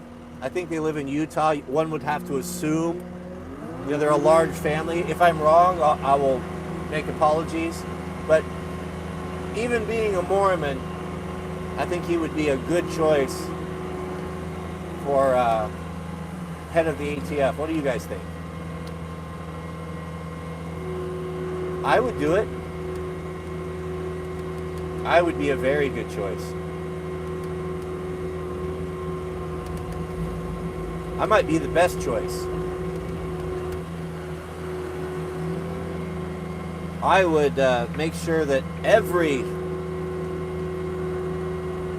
American male was armed and knew how to shoot from ages of 16 would start when you'd get your first fully auto AR-15. We would get Colt back operating again, get Knight's Armament going, give them some good fat government contracts to produce those beautiful rifles. And then there would be shooting clubs for the youth. They would start at 12, where they would learn to hunt, shoot, and track, and to butcher animals.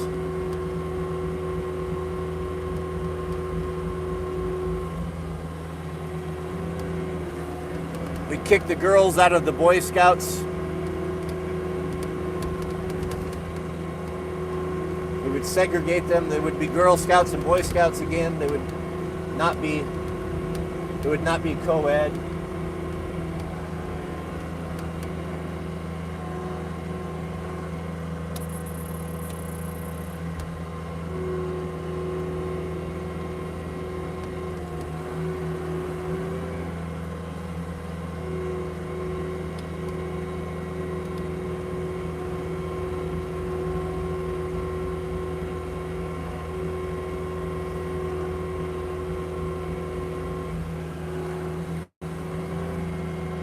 I would try to convince whoever it was that had the power to segregate the sexes in private companies. If you so choose, if you want to have a men's club or a men's gym or a women's only running club, that if it's private, then you can do that. You can have whoever you want. And if you don't want women or men to be in your organization, then you don't have to have that.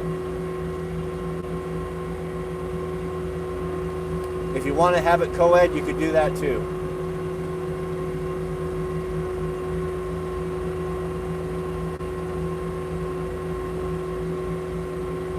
I don't want to live to Saudi Arabia. That's a stupid comment.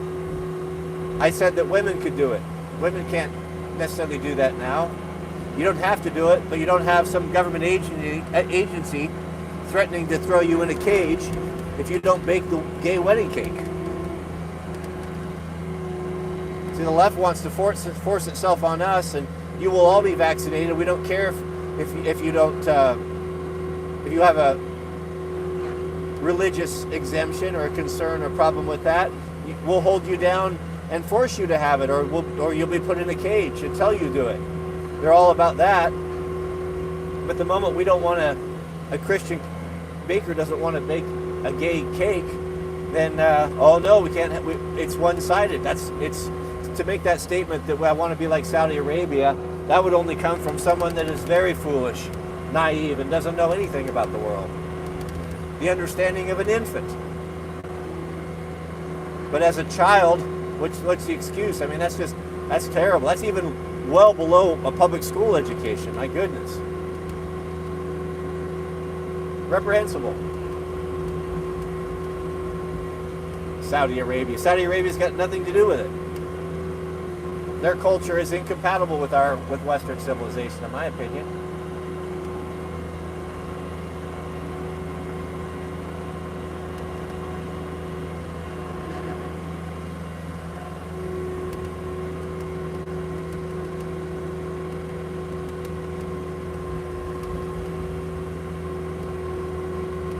Oh, I missed a super chat? Goodness, I'm going to back it up. We missed a super chat from Ray.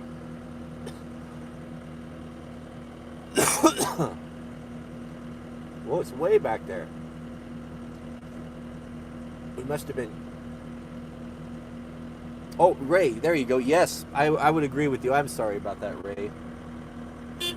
Shout out to you. Ray is asking if I like the Sean Ryan podcast. I do very much. Very much. Mrs. W and I both watch it. I don't watch all of them. And the reason why, I used to watch all of them.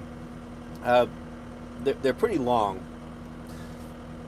And there's so many clippers now that are clipping the good parts on. So what I tend to do is if I start to see clips coming up on my feed, TikTok or YouTube shorts of the latest Sean Ryan episode, if it's really interesting to me or on a topic that I like, then I'll go over and I'll watch the full episode. But yeah, I really like Sean Ryan. And thank you, shout out to the ice fisherman for being his brother's keeper. We're starting to see the true character of the ice fisherman coming out. I think he's a good man.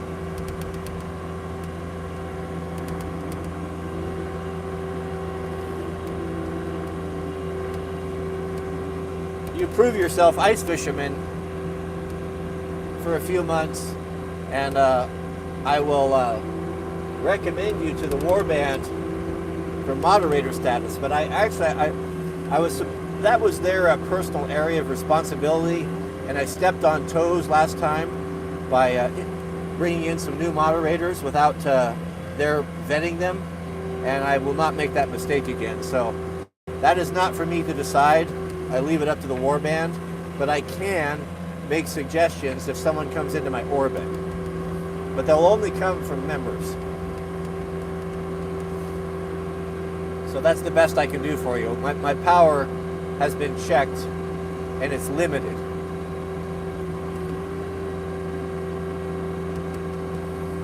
We'll have to run that by my board of directors.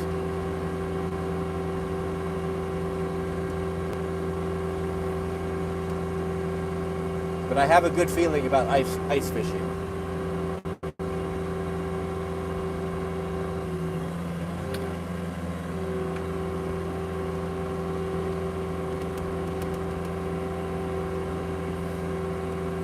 Well, I do have the power to impeach moderators. So I do have the Thanos. I have the nuclear option. Well, I could also wield it surgically. But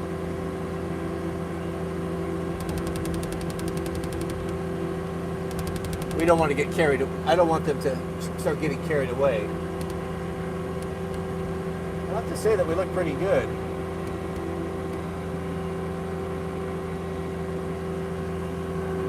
plenty of road there for Mrs. W.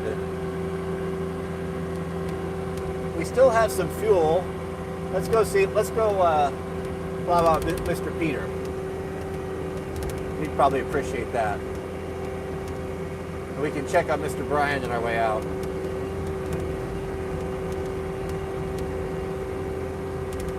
This will give us a nice scenic drive.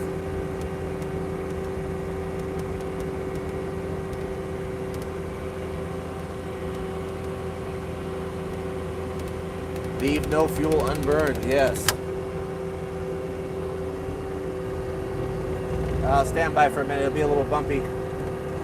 Oh, lost my battery.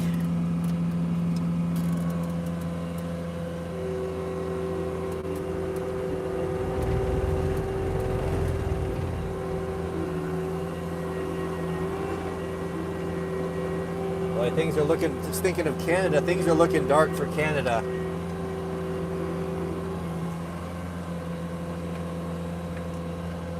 I wouldn't want to be a Canadian about now. I thought it was absolutely insanity when the Donald started talking about this 51 state business. But I have to say, my goodness, that makes more and more sense all the time. Honk the horn. We have a super chat from our beloved Yukon. I know you like axes. You tried Fire Creek Forge. I've not heard of Fire Creek Forge. Maybe send me an email with a link. I'll look into it. I don't know about that. I don't know about that. And again, thank you for the offer of helping me do the Godzilla swap. Wouldn't that be a project? Well, we got some deep snow, gentlemen. We're going to be running at full capacity here. Let's make sure that we're trimmed properly.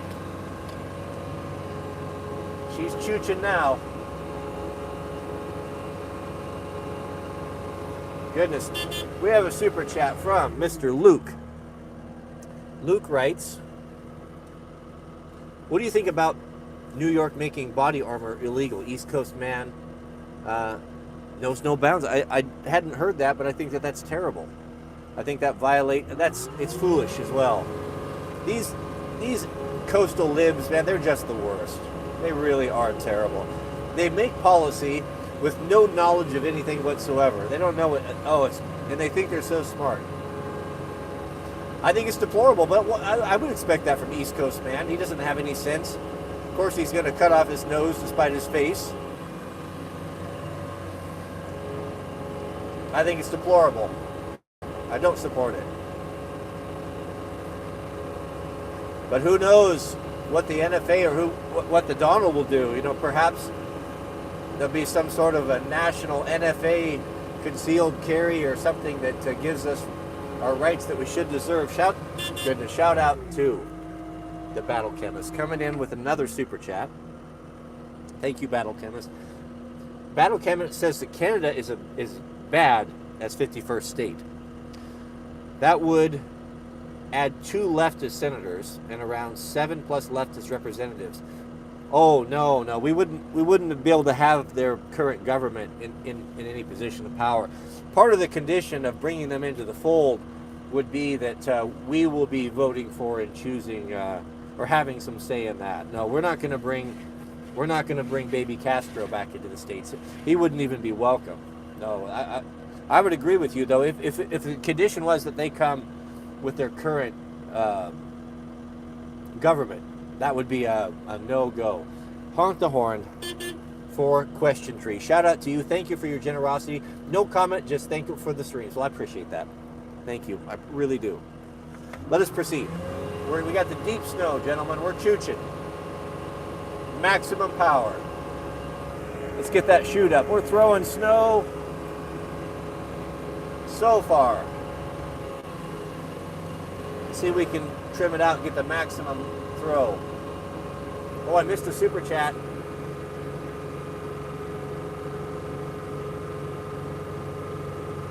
Oh, here we go. Jack McCauley. Shout out to you, Jack. Jack has got a fishing question. Would you ever consider putting some fishing content on the channel? You have spoken about it. Yes, I promise I will, Lord willing. Trout season at the high lakes opens in the spring when the snow thaws out.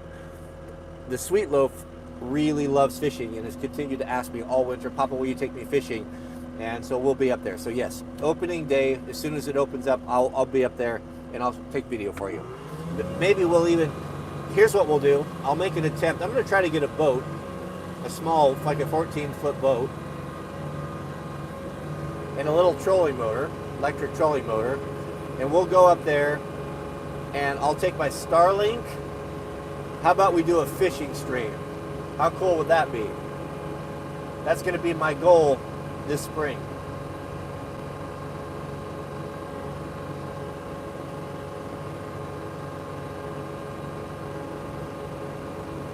That is a promise, gentlemen.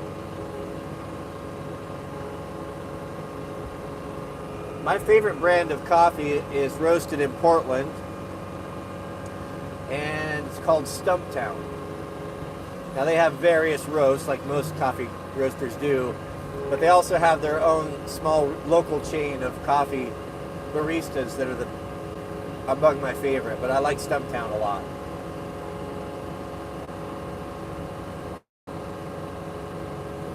Have I heard concerning stuff about the BRC? What is the BRC?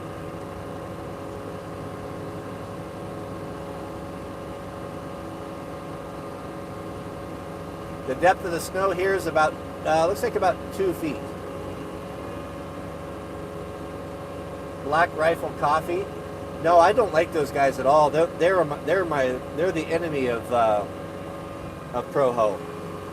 Those are in those are on my list of vendors to do not use or purchase from.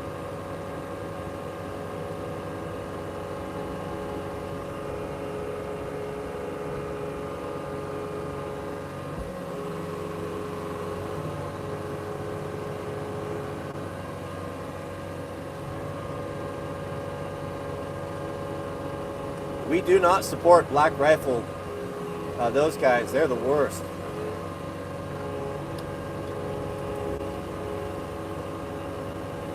Also, another organization that we do not support is the NRA. I broke my vow in even mentioning their name. Do I use coffee bags? I don't think so. I don't know what that is. I'm suspicious of that. Now, the Gun Owners of America, that is a good company, or that's a good organization.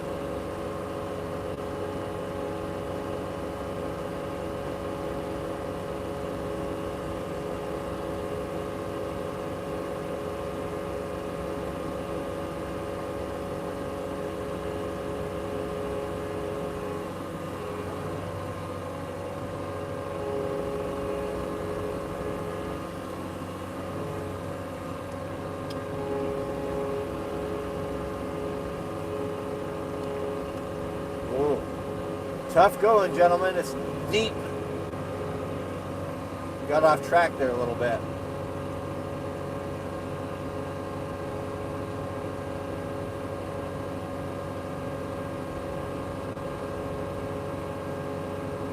Oh, I'm suspicious of those coffee bags. No, that does not sound proper to me. Yes, thank you, Dr. Prepper, but it's a dry snow, yes. That brought a genuine chuckle. That's pretty funny.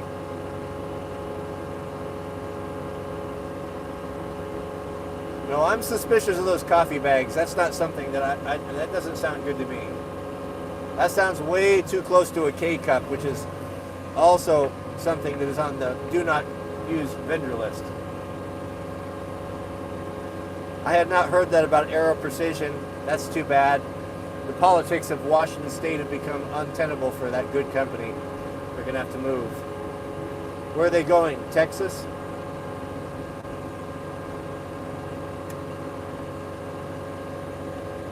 Oh, am I a conservative or a liberal? Neither. I would consider myself to be a Christian nationalist. Yukon is back. What is this? His third super chat of the day. You're going to be up there among the great men of renown, just like ice fishermen, for your generosity. Thank you, Yukon. Yukon, check them out on Jason's website. He's got them. Okay, I have seen them, but I don't know which one it was because I was on his site a couple days ago looking at all of it. I looked at every knife he carries, and I noticed that there were a couple, 2, 3 axe manufacturers on there, so I know it's one of them, but they look beautiful, all of them.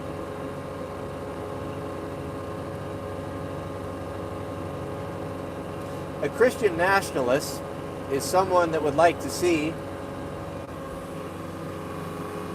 the government of God be the rule of the land among the people, and that all men would serve and be faithful to the Christian tenets, follow the 10 Commandments, and put God first. If that was the case, we would never have need of taxes or law enforcement or militaries. People would love their brother, we would look after our own. It would be a utopia.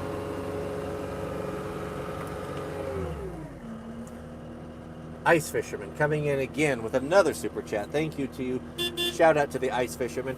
Has Mr. Peter had any complaints or suggestions of the log cabin now that he has been living in it for a while? That's a very good question. So we asked him this just the other day.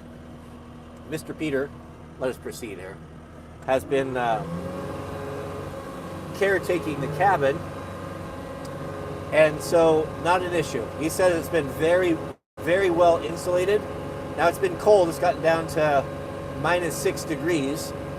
We have no frozen pipes. The mini split has been perfect, keeping it warm. He went and cut a bunch of firewood. I looked on the porch and he had grabbed some of my firewood that I'd cut and split, and I had to have a come to Jesus moment and tell him that firewood cut and split dry was not included in our agreement. So he went out and cut quarter cord or a rick or so of dry firewood. So he's been running the wood stove, but he said it's been awesome. And the wood stove, if you don't damp it down, it warms it up so quickly that he just ends up opening the window upstairs and usually one downstairs. But he said it's very cozy, very quiet, very warm, and just about the perfect place to live.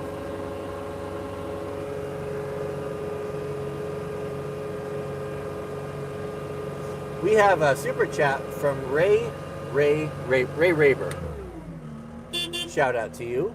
He's asking, do I like Ramaswamy? Ramaswamy? He's from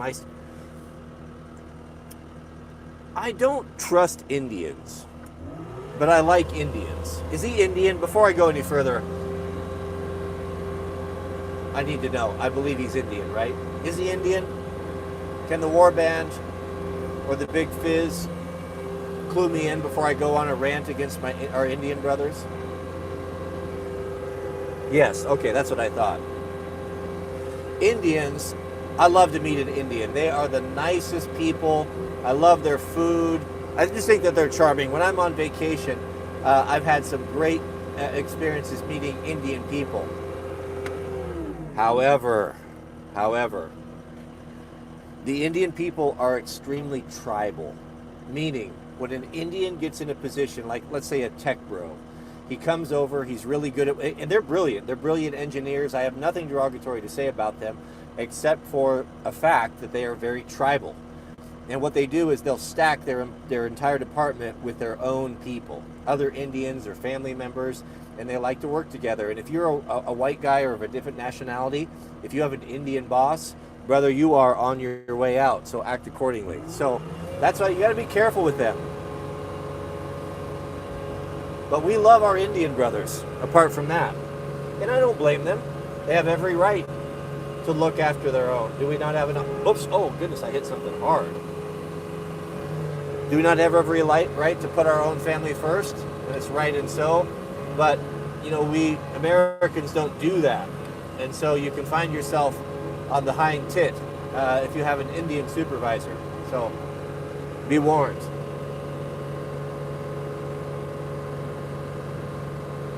Oh, I missed a super chat? Goodness. Hold on. I'm the worst too. I'm not without flaws, am I? But do I like Vivek Ramaswamy? Was that the super chat, or was there another one? Oh goodness, yes, I did miss one. Mittens, I am so sorry. Shout out to you. There's your horn honk. Warband Minecraft server is up and running. YouTube won't let me share server tip IP. For some reason, it's been taking a while. My spare time is sucked up. I'm excited about that. Okay, so I don't know anything about Minecraft servers, but I'm looking forward to it. So what I will do, so I've got the Sweet Loaf and I, we like to play Minecraft. I've got it set up, 2 Xboxes set up in the shop.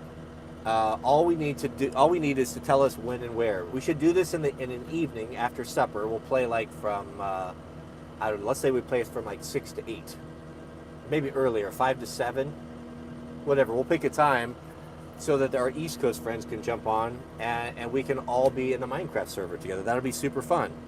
How can we share this to the Warband? Now, this will be only open to members.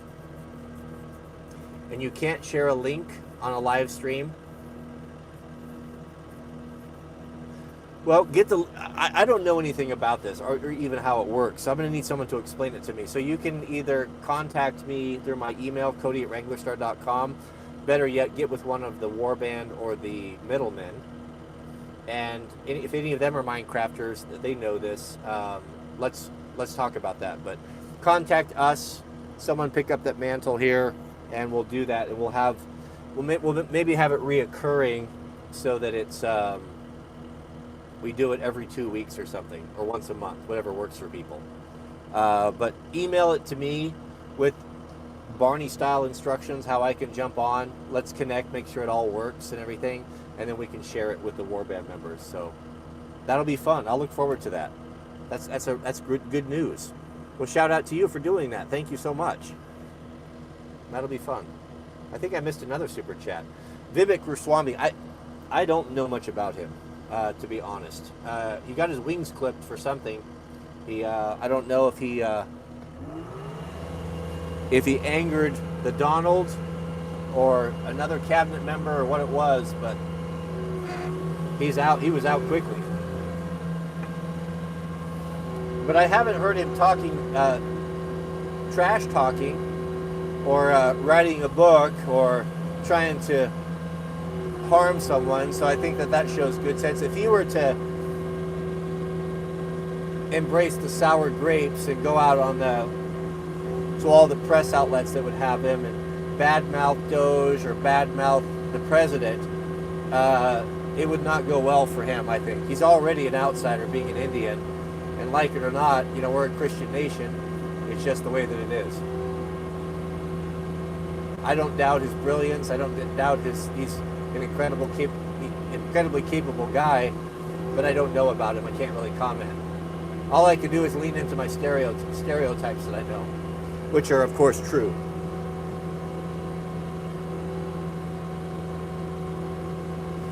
What did he get ousted for? Was I on point with the nepotism?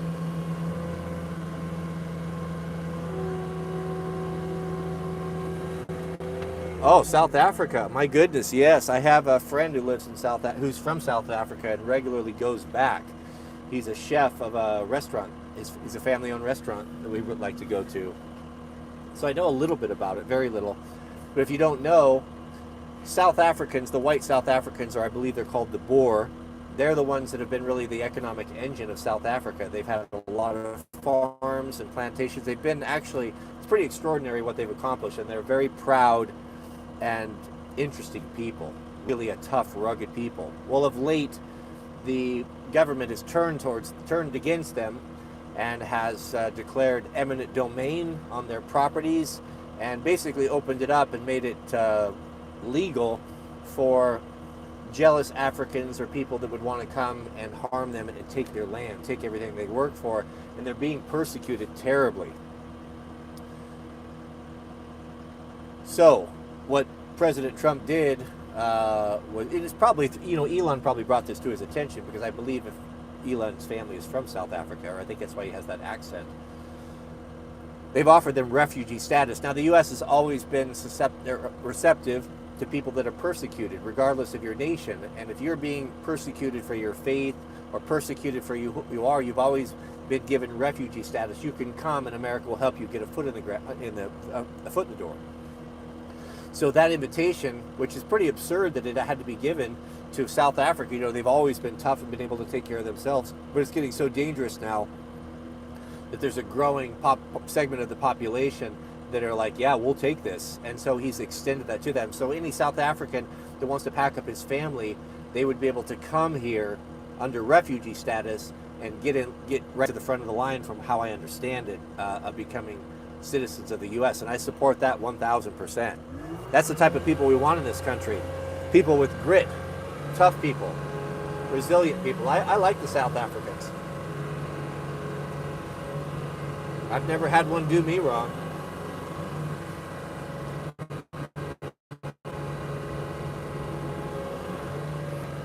Looks like I'm not trimmed properly, or I'm in some tough ice.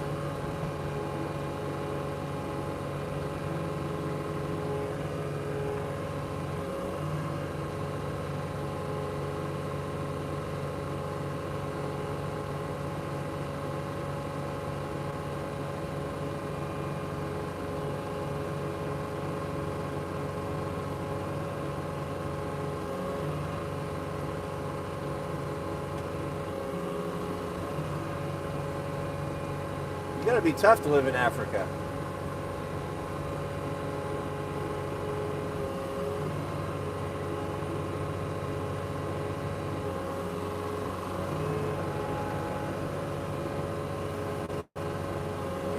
It seems to me, I think that the argument could be made, easily be made, that any British citizen currently,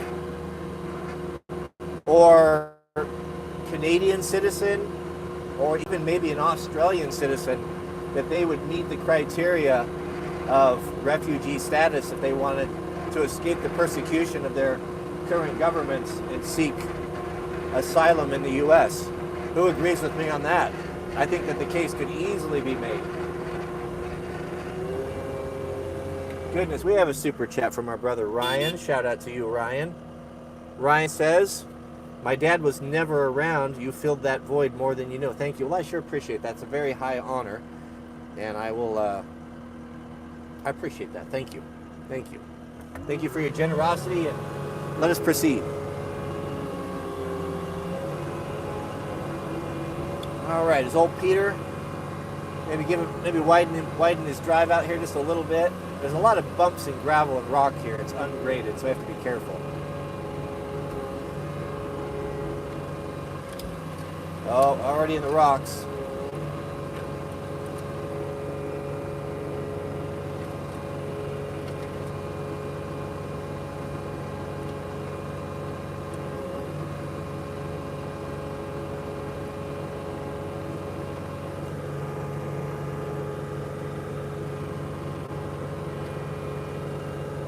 Yes, dirt. You got it. Eli, first person to accuse me of, or notice that I'm blowing dirt and rocks gets a horn on.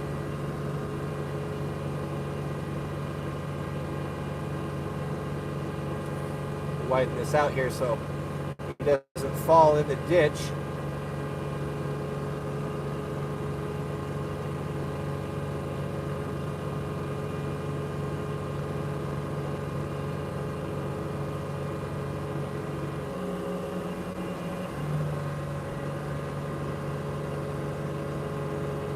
Ice has another super chat.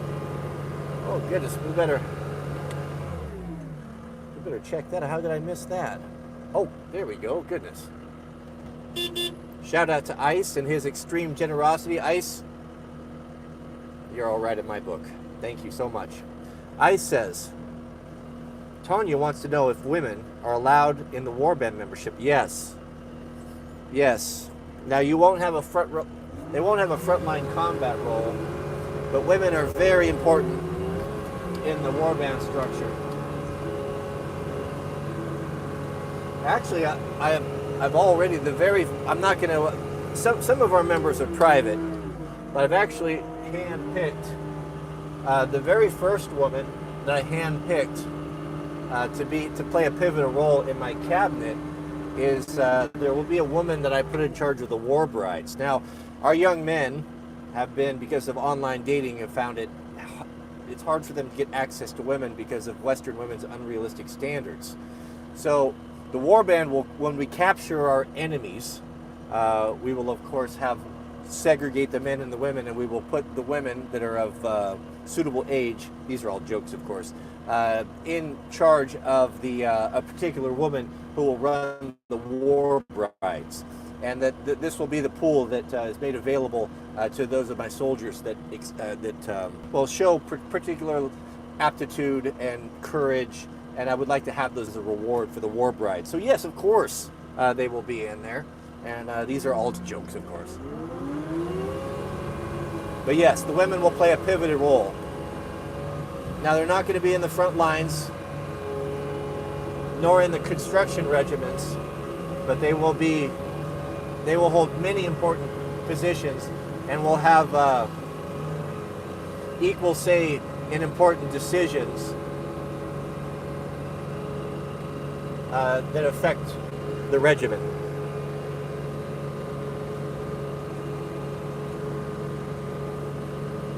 And those that are mothers and wives will we'll have to have some sort of a special acknowledgement for them. Grandmothers as well. Those who have had children that have done great things, so that you'll be able to see, they'll wear their renown upon their sleeves, so to speak, right?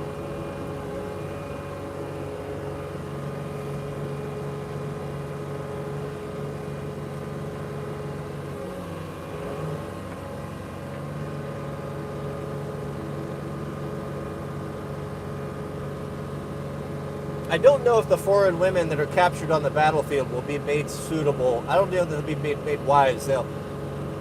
They might be too far gone with their indoctrination.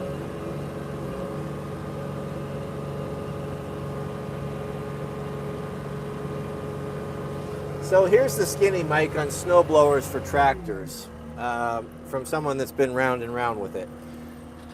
If you live in an area that has heavy, wet snow, like the Pacific Northwest, they are not ideal unless you have tremendous horsepower. I'm talking like 100 horsepower tractors.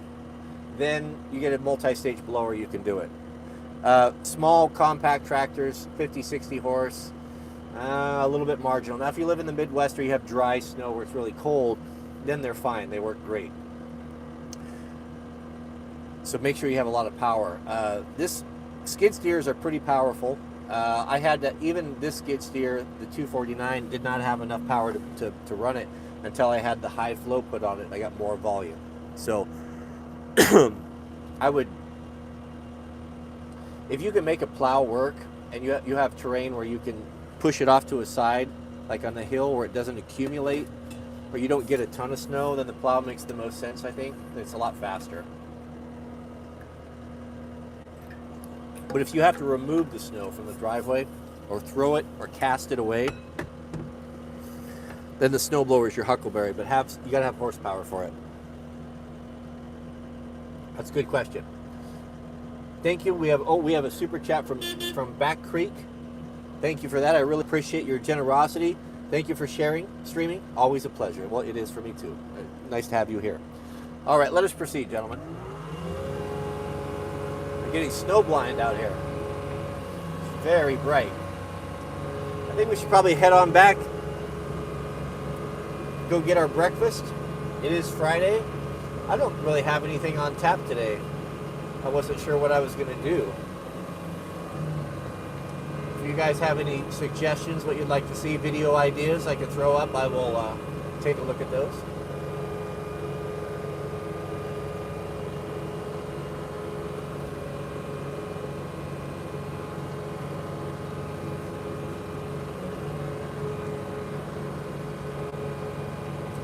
What am I going to have for breakfast? Usually Mrs. W does something a little extra special on Fridays. It could be breakfast burritos. It could be Eggs over easy with Hickory Farms beef sausage, sliced thin and fried like bacon, with her homemade pancakes, which is usually what she does. No contrails. Yeah, we have not really had contrails out here. Not enough population to worry about, I guess. I think the plow is, oh goodness, that scared me. I think the plow is the way to go, because you can put a plow on a truck. You can put a plow on a compact tractor. You can even, in some situations, you can put a plow on a side-by-side, or it works pretty good on a pickup. Less moving parts, less maintenance, cheaper, faster. But if your snow accumulates, where you start to get snow walls, then you got no place for it to go, and you got to remove it. So that's where the blower kind of comes in. It's nice to have both. Goodness, do we have a super chat? Yes, we do. We have a super chat from Jack McCauley. Thank you for that. Thank you for your generosity. Could you do a tour of your fishing gear collection? My stuff it's like a time capsule of 30 years ago. All of my stuff is so old. And I will do that, but I don't have anything to offer, really. I will be revisiting that when I start taking this. When I get that little aluminum boat, and to take the sweet loaf, I will be getting myself current, and I'll be able to offer more. So stand by for that, but I'll make that happen. Goodness, we have a super chat from our beloved Mittens. Thank you for your generosity. We really appreciate that. Mittens says, thoughts on those cheap mini excavators? I can get a cheap mini excavator for about $3K versus my excavating company wants $2K to dig footings. Oh, absolutely. I can't speak to those, Mittens, per se. I've not ran one. I see them on the side of the road. I've watched YouTube videos of guys buying them, and they basically say this, that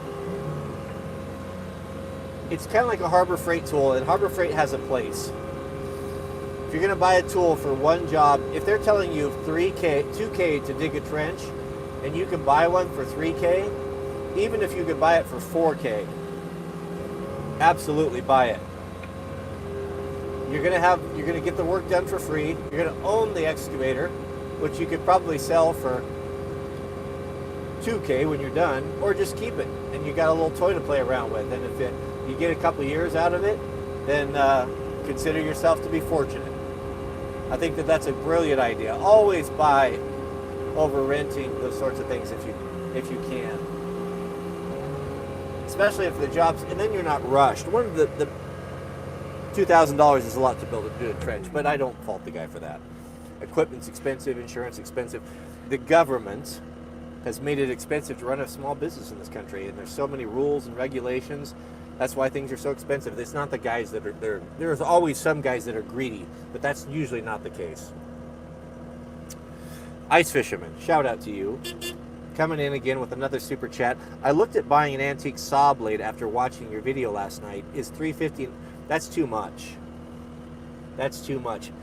$350 would be a saw. The only way I would pay that would be a saw that's probably restored and a good one, with handles and all that. That seems very high, but unless I'm out of the loop, or I don't know where you're shopping. That sounds like a boutique furniture type of place. Ask the Battle Chemist when he's here. He went across in the rural logging towns and bought these things for, I believe, well under $100. So I would shop around. I would not pay $350 for one unless it was absolutely mint, and it might have to be sharp before I pay that. It could cost you $150 to have it sharpened. But good question. Let us proceed. Thank you for your generosity.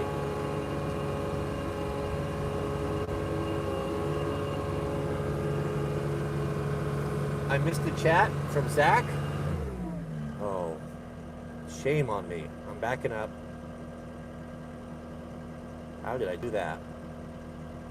I sure enough did. I'm so sorry, Zach. Zach, shout out to you. Zach writes, Mrs. W, how does one be part, Mr. W, be part of the Big Fizz chat. The guys will throw up a link here for you where you can go over there, and they run that. You'll have to ask them, but that is all subscriber supported over there. But the portal to entry is through the Big Fizz or the moderators. Let us proceed.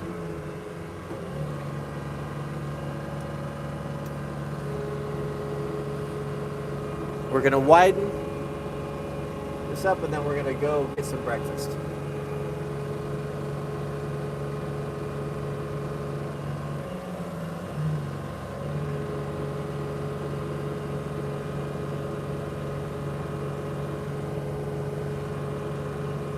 Signal chat. There you have it. Dr. Prepper just threw it up there. evanroach@gmail.com. He's the gatekeeper.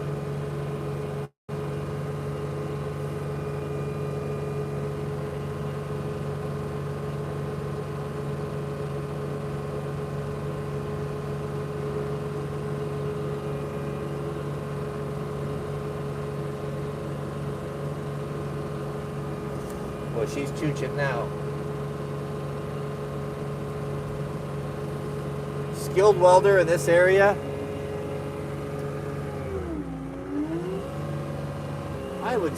I don't know about like the really specialized trades like doing pipe or like there's a lot of aerospace manufacturing around here because we have drone manufacturers. There's a lot of aerospace engineering in the area. So I can't speak to those guys that are highly specialized working with exotics. But I would say if you were a good, just an all-around good welder, to get into a good shop, I'll bet they're paying $40 an hour. Maybe 50 in some of the nicer shops. Wouldn't surprise me. That's just a guess. Splitting Atoms is also, yeah, thanks for setting up the Minecraft server, Mittens, and I would agree with that. I'm really looking forward to that, Mittens. If you can make that happen, that would be really fun. I'll if it's ready to go, there's no reason why we couldn't play tonight if you want to. So what we could do is what I want to do is get back. I need to get an email from you or a link or something, get back to my computer, log on to it, make sure I understand how it works, and then we could send out a message to all the members, just a general post, and then set a time, and we could play tonight. Maybe Mr. Brian might even come over. Well, we may have something planned tonight. I cannot commit to that. I think maybe the Sweet Loaf has a recital, and that's going to take precedence. So I can't speak to that, but send me an email and I'll get to work on it. Celebrate Valentine's Day is horrible. I can't stand these pre-packaged holidays where it's a no-win situation. You see all these desperate men at the grocery store paying for overpriced flowers that no one really wants because of a sense of obligation. The whole thing is beyond miserable. I despise it. Now, I reject it.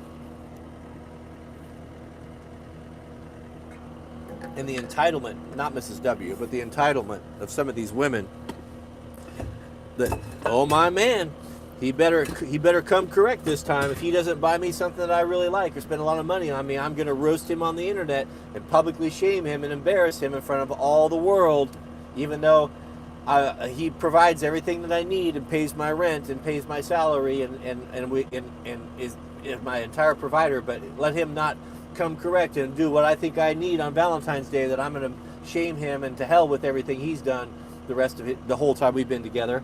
I can't stand that entitlement. It makes me sick. Is it Valentine's Day today? What's the date? I have no idea.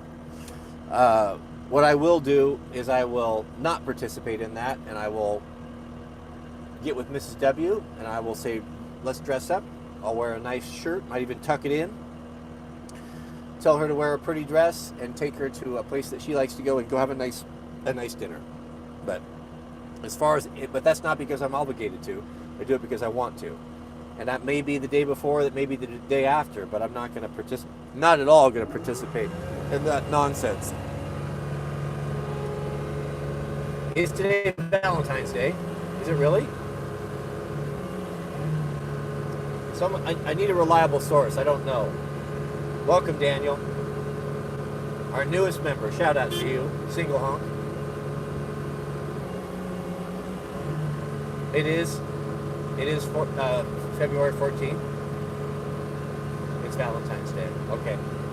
Well, I'm going to go in, check with Mrs. W what our schedule is, and make reservations. Trim soft. And we're gonna go out and have a nice dinner. Maybe we can coordinate that around the Sweet Loaf's recital.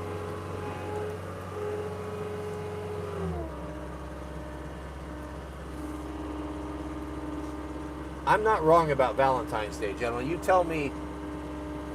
You know, you don't have to do this in front of your wife, but tell me that I'm not wrong, that I'm not right on that.